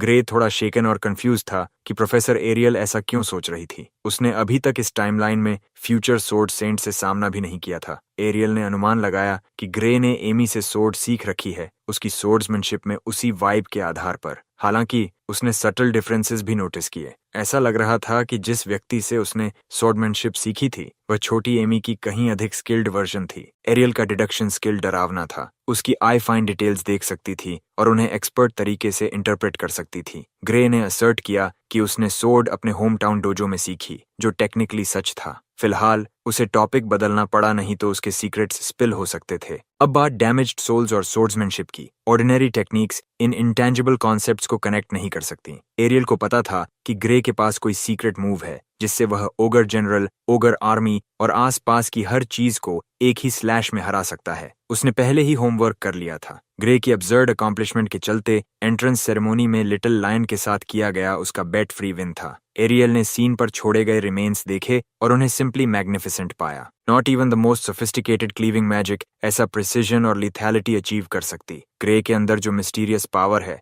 वही उसके सोल में इंजरी का कारण बनी। एरियल इसे अपनी आंखों से देख सकती थी। वह उसके सोल के अंदर चेन्ड डोर से लीकिंग पावर को देख सकती थी। ये सुनकर ग्रे ने विश्वास कर लिया। चेन्ड डोर वह इमेजरी थी जो उसके मन में बार बार लौटती थी। गेस वर्क से इसे समझना नामुमकिन था। ये महिला सच में रियल डील थी। उसके बावजूद एरियल ने ग्रे जैसी पावर पहले भी देखी थी। भले ही यह 1-to-1 कॉपी नहीं थी, वाइब बहुत सिमिलर थी। क्यूरियस, ग्रे ने पूछा कि क्या और भी लोग हैं जिनके पास ऐसी मिस्टीरियस पावर है। वह एक के बारे में जानती थी, लेकिन सर्टेनिटी नहीं थी कि वह ह्यूमन है या नहीं। प्रोफेसर एरियल ने उसका नाम लिया, लिक्विडेटर, वही लिक्विडेटर जिसने दुनिया के अंत को लाया। ग्रे की रिएक्शन से वह जान गई कि लड़के ने इसके बारे में किसी न किसी तरह सुना था। ग्रे का दिमाग घूम रहा था। लिक्विडेटर इतनी जल्दी टाइमलाइन में क्यों मेंशन हो रहा है? सल्ट्री प्रोफेसर को उम्मीद नहीं थी कि ग्रे इतना एसोटेरिक बीइंग जानता होगा, लेकिन फिर भी वह फ्यूचरिस्टिक मैजिक थियरी जानता है, इसलिए इतनी बड़ी सरप्राइज नहीं थी। ग्रे थोड़ा ऑकवर्ड महसूस कर रहा था कि रेवोल्यूशनरी थ्योरी का क्रेडिट उसे दिया जा रहा था,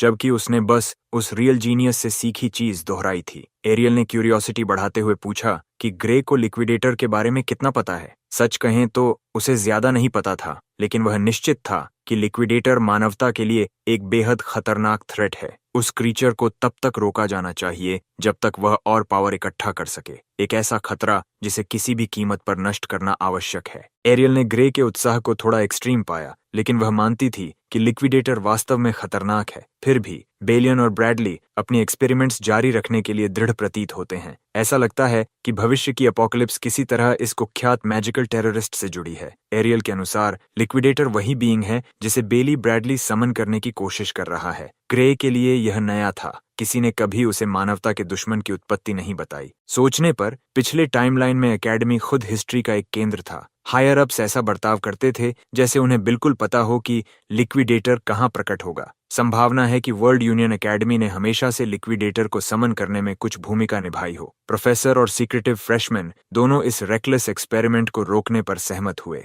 दुर्भाग्य से जो इसे चला रहा है वह भी टेन्योर प्रोफेसर है। एरियल के पास उसे या उसके एक्सपेरिमेंट्स को रोकने की अथॉरिटी नहीं है। वह पहले ही हायर अप्स को दबाव डाल चुकी थी, लेकिन उन्होंने सुनवाई नहीं की। ग्रे ने कम से कम एकेडमी के हायर अप्स के नाम जानने की उम्मीद की थी, लेकिन यह भी संभव नहीं था। लगता है कि एकेडमी का नेतृत्व उतना टैंगल्ड है जितना उसने सोचा था, लेकिन अगर वह साबित कर सके कि प्रोफेसर ब्रैडली एक डेंजरस क्रिमिनल है तो शायद उनके पास सिचुएशन बदलने के लिए पर्याप्त लेवरेज होगा। पिछले टाइमलाइन में बेलियन के इलीगल एक्सपेरिमेंट्स ने दसियों हजारों की जानें ली थीं और ग्रे जानता है कि ये एट्रोसिटीज कहाँ होंगी। ऐसा जानकारी साझा करने में कोई हर्ज नहीं, लेकिन एरियल ने सीधे इस विचार को रिजेक्ट कर दिया। किसी एकेडमी प्रोफेसर के रिसर्च फैसिलिटी में बिना परमिशन प्रवेश करना अपने आप में एक हेनस क्राइम माना जाता है। उन्हें किसी तरह हार्ड एविडेंस जुटाना होगा बिना खुद जेल जाने का रिस्क लिए। ग्रे अगर अभी कुछ हार्ड प्रूफ दे सके तो चीजें बदल सकती हैं, नहीं तो उन्हें इस आइडिया को फिलहाल रख देना पड़ेगा। ऐसा लगता है कि एरियल संभावित खतरे से अवगत है, लेकिन ब्यूरोक्रेसी और एकेडमी पॉलिटिक्स ने उसके हाथ बंधे हैं। सबसे महत्वपूर्ण, वह ग्रे की मिस्टीरियस पावर पर गहराई से ध्यान देना चाहती है। उसने टीज किया कि लीथल वेपन को कंट्रोल करना सिखाने का तरीका हो सकता है। एकेडमी में एक प्रोफेसर हैं जो अननोन फोर्सेस से डील करना स्पेशलाइज करता है, प्रोफेसर हीथकोट लॉन्गफेलो। ग्रे ने यह नाम पहले सुना था। हीथकोट लॉन्गफेलो ने सोर्ड सेंट को ट्रेन किया था। वह खुद लेजेंडरी फिगर हैं। एरियल जानती थी कि यह यंग मैन की क्यूरियोसिटी को छेड़ेगा। उसने वादा किया कि अगले दिन प्राइवेट ट्रेनिंग सेशन अरेंज करेगी। ग्रे ने एरियल की मदद ग्रेटफुली एक्सेप्ट की। अगले ही दिन ग्रे स्टर्न प्रोफेसर के पास पहुंचा। उसका पहला प्राइवेट लेसन हीथकोट लॉन्गफेलो से शुरू हुआ। एरियल ने जल्दी से काम किया। ग्रे हार्डकोर ट्रेनिंग या एक्सटेंसिव थियोरेटिकल लेसन्स की उम्मीद कर रहा था, लेकिन प्रोफेसर लॉन्गफेलो उसे जंगल में लेकर गया और अब वे सर्कल्स में दौड़ रहे थे। एकेडमी जोन के अंदर ही हैं, लेकिन डेंस फॉरेस्ट के बीच। ग्रे पर्पस समझने की कोशिश कर रहा था, लेकिन लॉन्गफेलो ने उसे माइंड वॉन्डर करने के लिए डांटा। स्ट्रे थॉट्स के बजाय उसे अपनी पेस बढ़ानी चाहिए। वे दौड़ेंगे और शरीर की लिमिट्स तक पुश करेंगे। लॉन्गफेलो का मानना है कि सोल की शक्ति तभी सच में जागती है जब हर ड्रॉप ऑफ फिजिकल स्ट्रेंथ खर्च हो जाए। ग्रे को तब तक अपने सोर्ड को छूने की अनुमति नहीं है। युवा लड़का अभी बड़ी तस्वीर नहीं देख पा रहा था, लेकिन उसने हीथकोट की मेथड्स पर पूरा भरोसा कर लिया। फिर भी इसी समय बैलन अपने इनह्यूमन एक्सपेरिमेंट्स में आर्बिटर ऑफ द एंड को समन करने में लगा हुआ है। उस परेशान करने वाले विचार से मन हटाना आसान नहीं था। ग्रे भविष्य देखने की बोझ तले दबा हुआ था और यह उसे धीमा कर रहा था। फिर भी उसने पूरी हफ्ते तक ट्रेनिंग रेजिमेंट को जारी रखा। 7वें दिन उसे प्रोफेसर एरियल के पास रिपोर्ट देने के लिए बुलाया गया। ग्रे को थोड़ा शर्मिंदा महसूस हुआ कि उसने बस लगातार दौड़ और थोड़ी सोट ड्रिल्स की थी। सच कहें तो उसे अपनी ताकत में मामूली सुधार महसूस हुआ। एरियल अपनी हंसी नहीं रोक सकीं। वह हीथकोट के अजीब तरीकों से अच्छी तरह वाकिफ थीं।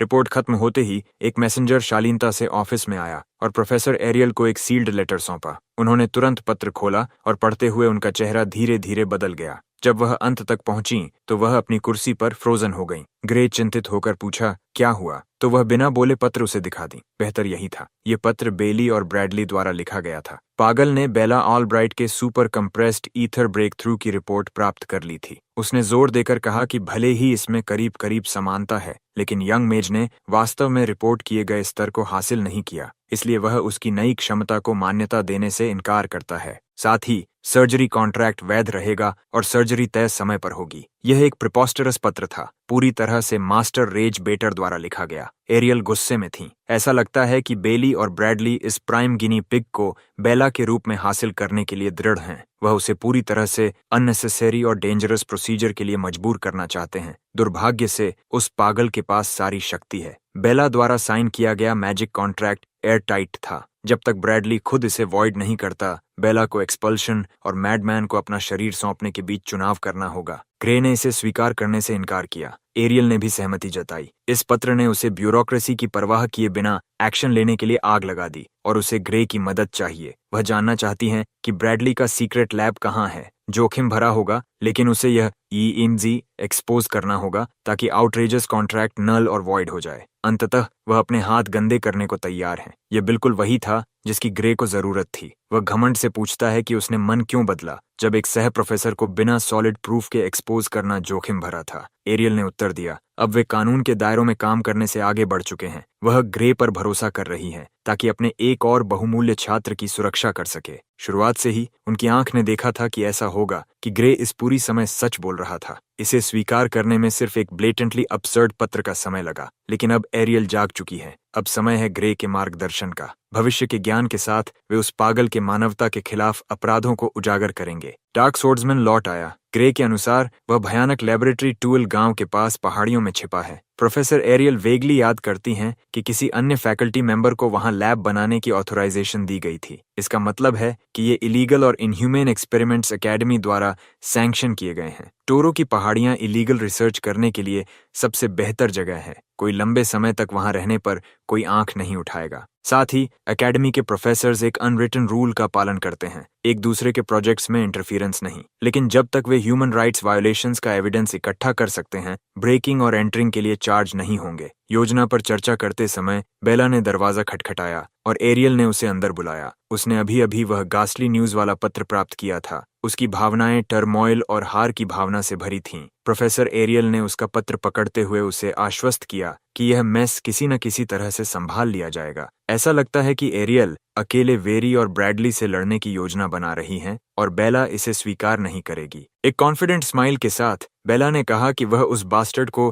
किसी भी दिन अकेले ही हरा सकती है। चिंतित युवा लड़की ने ग्रे की ओर प्लीडिंग लुक किया ताकि वह इंटरवीन करे। ग्रे ने कदम बढ़ाया और प्रोफेसर के साथ जाने का वचन दिया। उसकी हिम्मत चुराते हुए बेला ने भी स्वयं को इस मिशन में शामिल होने के लिए प्रस्तुत किया। वह किसी और पर भरोसा नहीं करना चाहती थी कि वे उसकी समस्या हल कर दें। एरियल ने सोचा कि वह अकेले ही चल सकती है। उसने उन्हें चेतावनी दी कि वायन एक अनुभवी प्रोफेसर है। इतना ही नहीं, वह एक पागल भी है जिसे मानव जीवन की कोई परवाह नहीं है। अगर वह किसी इनएक्सपीरियंस्ड छात्र को अपनी योजनाओं को रोकने की कोशिश करते पकड़े तो वह क्या कर सकता है, कोई नहीं कह सकता। इस बातचीत में बड़े होने के नाते वह इन बच्चों को खतरे में नहीं डाल सकती। लेकिन ग्रे ने इसे और भी अधिक कारण माना कि अकेले जाना कितना जोखिम भरा है। उसने कहा कि अगर जरूरत पड़ी तो वह उस शक्ति का उपयोग कर सकता है जो उसने एक ओजर जनरल को हराने के लिए इस्तेमाल की थी। वह डेडवेट नहीं होगा। इसके अलावा अगर एरियल के साथ कुछ गलत होता है तो डिवाइन आई प्रोग्राम निश्चित रूप से डिसॉल्व्ड हो जाएगा, जिससे ग्रे और उनके साथियों को इफेक्टिवली एक्सपेल्ड होना पड़ेगा। वह अपने भविष्य में हस्तक्षेप करने और अपनी नियति खुद तय करने का अधिकार चाहता था। उनकी आंखों में दृढ़ संकल्प देखकर एरियल मना नहीं कर सकती थी। उन्होंने कहा कि यदि वह मना भी करती तब भी वे आने वाले थे।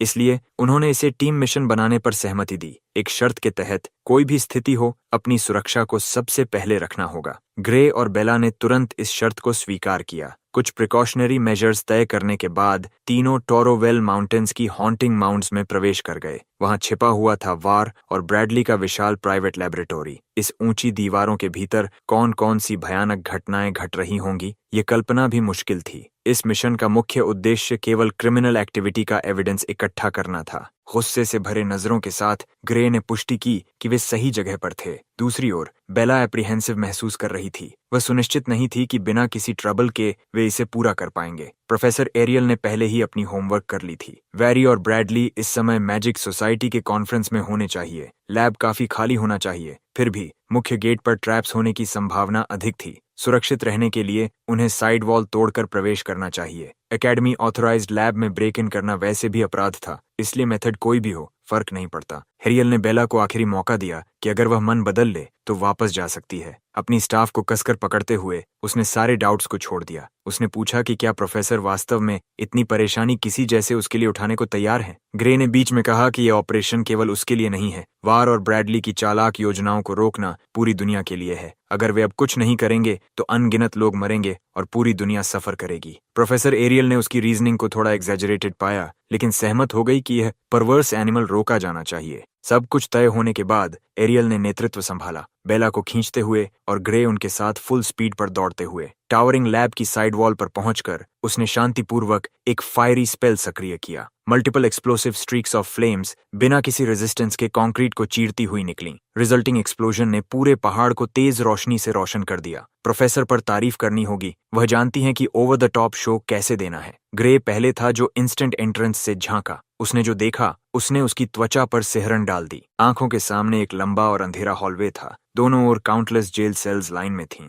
उन सेल्स में इमेसिएटेड लोग चेंड थे और एक्सटेंसिव टॉर्चर के कारण कैटाटोनिक स्थिति में थे। कुछ मृत लग रहे थे, कुछ अंगों से लथपथ थे और अपने इन्फेक्टेड ओपन वुंड से रक्त बह रहा था। उन्हें उम्मीद थी कि कुछ पाएंगे, लेकिन इतनी जल्दी इसका सामना करना उनके लिए शॉकिंग था। इंक्रिमिनेटिंग एविडेंस खोजने की कोशिश करने की जरूरत भी नहीं थी। ग्रुप ने लंबा हॉलवे पार किया। हर एक आयरन बार्ड सेल में वेरियन ब्रैडली के विक्टिम्स थे। एरियल ने अब तक 14 फॉरबिडन स्पेल्स के ट्रेसेस नोट किए थे जो प्रिजनर्स पर इस्तेमाल किए गए। यह तथ्य ही वायन को गंभीर क्रिमिनल ऑफेंसेस के लिए कन्विक्ट करने के लिए पर्याप्त था। यहाँ किए गए एक्सटेंसिव ह्यूमन राइट्स वायोलेशंस का जिक्र करने की भी जरूरत नहीं। अंततः वे लैब के बीचों बीच एक विशाल कमरे तक पहुंचे। फर्श पुराने और ताजे खून से सने हुए थे। बीचों बीच एक अजीब और भयानक मैजिक सर्कल नजर आ रहा था। ये किसी तरह का ऑल्टर प्रतीत हो रहा था। प्रारंभिक योजना थी, अंदर जाना, ठोस सबूत इकट्ठा करना और तुरंत बाहर निकल जाना। लेकिन दयालु युवा सॉर्सरस ट्रैप्ड लोगों को बचाने के लिए खुद को रोक नहीं सकी। ग्रे को एक चिंताजनक प्रेमोनिशन महसूस हुआ। उन्हें इस जगह पर लंबे समय तक नहीं रहना चाहिए। रेस्क्यू मिशन बहुत लंबा समय लेगा और वायन लौट सकता है। अगला कदम सोचने से पहले ही अंधेरे से एक भूतिया आकृति प्रकट हुई। वह समूह की ओर लीजर से चल रहा था, जैसे अपने प्राइवेट गार्डन में टहल रहा हो। प्रोफेसर एरियल ने तुरंत उस व्यक्ति को पहचान लिया। यह वही आदमी था, मिथ, अनबेरेबली अगली और पागल साइंटिस्ट वेरियन ब्रैडली। ब्रो अपनी ऑरा पर गर्व करता है। ग्रे तुरंत अपनी सोर्ड निकालकर तैयार हो गया। वेरियन ब्रैडली ने घमंड करते हुए कहा कि उसने कॉन्फ्रेंस में जाने के लिए डबल भेजा है। उसके एक्सपेरिमेंट में एक महत्वपूर्ण ब्रेक थ्रू होने वाला है। वह खास तौर पर फ्रेश ह्यूमन मटेरियल्स का इस्तेमाल करता है, जिंदा और सांस लेते हुए। लेकिन प्रोफेसर एरियल और उसके मूल्यवान स्टूडेंट्स को देखकर उसने अपनी योजना बदल दी। एरियल अपने छात्रों की चिंता करने लगी। बेला गटरल टेरर में फ्रोजन थी और ग्रे किसी भी पल हमला करने को तैयार था। आज रात का एक्सपेरिमेंट सफल होगा अगर मटेरियल्स में मैजिक की एक्स्ट्रॉर्डिनरी पोटेंशियल हो। वायन को कोई अंदाजा नहीं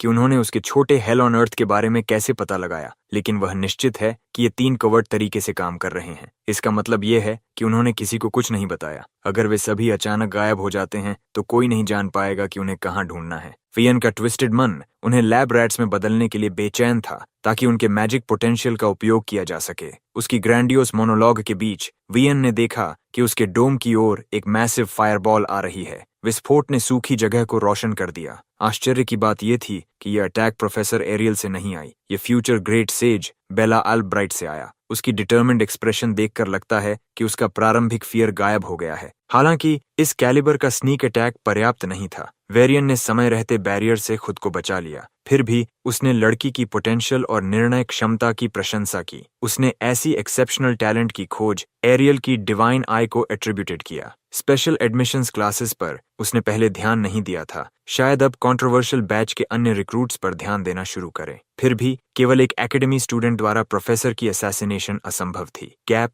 बहुत वाइड था। अपने सारे डर को पीछे छोड़ते हुए बेला ने स्वीकार किया कि खुद को मारने के बजाय अपने हाथ गंदे करना बेहतर होगा। उसकी सफलता मुश्किल से छूटी। अपने स्टूडेंट्स की चिंता में एरियल ने रिट्रीट का आदेश दिया। उन्होंने पहले ही सबूत इकट्ठा कर लिया था और बाकी एकेडमी हैंडल कर सकती थी, लेकिन प्रोफेसर वेरियन उन्हें आसानी से जाने नहीं देगा। जैसे ही वे एक कदम आगे बढ़ने वाले थे, पागल प्रोफेसर की सेप्टर से एक जलती हुई काली एनर्जी निकली। प्राइमरी टारगेट बेला थी। वह डियर कॉट इन हेडलाइट्स जैसी दिख रही थी। एरियल को तुरंत कदम उठाना पड़ा और अपनी रेडिएंट बैरियर के साथ अटैक को रोकना पड़ा। पूर्ण फोकस के साथ उसने बैरियर को मजबूत किया, जबकि डार्क एनर्जी लगातार परसिस्ट कर रही थी। वेरियन ने गर्मी से कहा कि डिफेंसिव मैजिक इस ग्लटनी फ्लेम के लिए यूजलेस है, जो उसके एक्सटेंसिव रिसर्च का प्राइज्ड फ्रूट है। ये स्पेल इतनी रेवेनस फ्लेम कंजर करता है कि डिफेंसिव मैजिक को जलाकर फ्यूल में बदल देता है। सिद्धांत रूप में यह एक परफेक्ट स्पेल है जिसे ब्लॉक नहीं किया जा सकता। इसका केवल डाउनसाइड यह था कि इसे कास्ट करने के लिए रेयर बायोलॉजिकल मटेरियल की आवश्यकता होती थी। जैसे ही वेरियन ने समझाया, एरियल की बैरियर जल्दी ही फट गई और ग्लटनी फ्लेम में समा गई, जिससे आग और भी बड़ी और अनकंट्रोलेबल हो गई। उसने स्थिति को संभालने की कोशिश की और अपनी डिवाइन आई का इस्तेमाल किया। उस रहस्यमय शक्ति का उपयोग करते हुए उसने पर्याप्त समय पाया और एक और बैरियर बनाने में कामयाब रही। जब पहली परत टूट गई तो दूसरी परत ने सुपरचार्ज्ड फॉरबिडन मैजिक का सामना किया। जैसा कि उम्मीद थी, एरियल की दूसरी बैरियर भी कुछ ही सेकंड में कोरोड और अब्जॉर्ब हो गई। वर्स्ट के डर से उसने बेला और ग्रे को एक स्पेल मेमोरी पाउच फेंका। उसे लगता था कि अगर हीथकोट पाउच देख लेगा तो वह समझ जाएगा कि क्या करना है, लेकिन बेला ने एविडेंस लेकर भागने की बजाय खुद की बैरियर लगा दी। एरियल घबरा गई। उसने पहले ही स्वीकार कर लिया था कि यह उसकी अंतिम लड़ाई हो सकती है, लेकिन उसके स्टूडेंट्स के लिए ऐसा नहीं होना चाहिए। बेला बैटल के बीच अपने प्रोफेसर को छोड़ने की सोच में नहीं थी, जब उसके पास अभी भी कुछ ईथर बचा था। एरियल ने उन्हें उस प्रॉमिस की याद दिलाई जो उन्होंने मिशन से पहले किया था। यदि कुछ गलत हुआ तो सर्वाइवल प्राथमिकता होगी। वायन की मैजिक स्पष्ट रूप से अननेचुरल थी। एरियल सिर्फ तेजी से डिग्रेडिंग डिफेंसिव स्पेल्स के साथ समय खरीद सकती थी। जैसे ही वह बेला से बहस कर रही थी, डिफेंसिव स्पेल पूरी तरह टूट गई। स्पेल के टूटने का रिबाउंड महसूस करते हुए बेला ने तुरंत खाली जगह संभाली। उसका ट्रांसलूसेंट बैरियर ग्लटनी फ्लेम की शक्ति से शानदार तरीके से मेल खा रहा था। बेला ने वायन के अटैक को एनालाइज किया और समझा कि यह अटैक अपने आप में इतना स्ट्रांग नहीं है, बस इसे काउंटर करने के लिए थोड़ा अलग डिफेंसिव मैजिक चाहिए। उसकी स्किल और बुद्धिमानी से फ्लेम अपनी गति रोक दी। वायन ऑलमोस्ट क्रैश होने वाला था। इस स्पेल का काउंटर मैजिक थ्योरी केवल सिलेक्ट फ्यू को पता था। फिर भी एक स्टूडेंट ने इसे कैसे समझ लिया? बेला ने नॉनशलेंटली जवाब दिया कि किसी स्पेशल ने उसे हाल ही में एक नया थ्योरी सिखाया था। वियन पूरी तरह साइको हो गया। उसने सोचा कि उसके इनर सर्कल का कोई उसे बिट्रे कर गया है और ट्रेटर का नाम जानना चाहा। बेला ने अपने मेंटर की आइडेंटिटी को छुपाए रखा, जिसने उसे मैजिक की दुनिया खोली। वह सोर्ड्समैनशिप कोर्स का एक स्टूडेंट था। उसने पेशेंटली कुछ क्रेजी मैजिकल थ्योरी आइडियाज साझा किए और बेला की इनेट जीनियस ने सब इन्फॉर्मेशन एफर्टलेसली पीस टुगेदर कर दिया। वेरियन रेज बेट का शिकार बन गया। उसकी वेन्स ऑलमोस्ट एक्सप्लोड होने वाली थीं। उसने ब्लडी क्रिस्टल को तोड़ दिया, जिससे trapped human souls gluttony flame को और फ्यूल देने लगे। अब फायर एक सेंसिएंट बीस्ट जैसी दिख रही थी। वेरियन मैजिक और ह्यूमैनिटी के खिलाफ क्राइम्स कर सकता है, लेकिन उसका स्पेल अनडिनायबली कूल था। बेला ने अनुमान लगाया कि उसका बैरियर थोड़ी देर और टिक सकता है। वह थियोरेटिकली स्टैंड ऑफ को इन्फिनिट तक बढ़ा सकती थी, लेकिन उसकी माना जल्दी खत्म होने वाली थी। सबसे अधिक वह शायद एक और मिनट और संभाल सकती थी। डिफेंस में व्यस्त होने के कारण एरियल को ऑफेंस संभालना पड़ा। अपनी डिवाइन आई का इस्तेमाल करते हुए एरियल ने मैजिक फ्लो लॉक किया और देखा कि फ्लेम्स कहीं कमजोर थे। उसने माना बाहर प्रोजेक्ट करके किल शॉट करने की कोशिश की, लेकिन उसकी स्ट्रिंग्स ग्लटनी फ्लेम को पंच नहीं कर पाईं और धीरे धीरे खत्म हो गईं। वेरियन ने पैथेटिक काउंटर अटैक अटेम्प्ट पर हंसते हुए कहा। ग्रे को याद आया कि प्रोफेसर एरियल की ऑफेंसिव मैजिक स्टाफ में सबसे वीक थी। उसकी स्पेशलिटी फ्लेम्स के प्रॉपर्टीज में थी। ऑफेंसिव पावर भी डिवावर हो गया था। बेला एग्जॉशन की वजह से फॉल्टर करने लगी थी। बैरियर किसी भी समय गिर सकता था। यही कारण था कि एरियल पहले अपने स्टूडेंट्स को सेफ्टी में जाने को कह रही थी। बाकी सभी ऑप्शंस खत्म होने के बाद मुख्य जिम्मेदारी ग्रे पर आई। बेला नहीं जानती थी कि वह पावरफुल मैजिक की स्टॉर्म के बीच वायन को कैसे डैमेज पहुंचाएगा। ग्रे बस इतना बोला, ना, आइड विन। प्रोफेसर एरियल ने देखा कि वह क्या प्लान कर रहा है और चेतावनी दी कि मिस्टीरियस पावर का जल्दी इस्तेमाल उसके हीलिंग आर्म को इरिकवरेबल या उसकी मौत तक ले जा सकता है। फिर भी अकेले मरना बेहतर था बजाय कि तीनों मर जाएं। ग्रे ने ग्लटनी फ्लेम को तेजी से भेदते हुए डेडली रेड लाइट फ्लैश किया। वेरियन ने जो आखिरी देखा वह ग्रे का अनप्रेडिक्टेबली परफेक्ट स्लैश था, जिसमें उसका अपना ब्लड भी मिक्स था। उसका दिमाग अभी भी समझने की कोशिश कर रहा था कि अभी क्या हुआ, जबकि उसका हेड नीटली सेपरेटेड हो चुका था। ऐसे ही प्रोफेसर वेरियन ब्रैडली को उसके क्राइम्स के लिए न्याय संगत रूप से समाप्त कर दिया गया। उसका एग्जीक्यूशनर वह शख्स था जो इतिहास का कोर्स बदलने वाला था।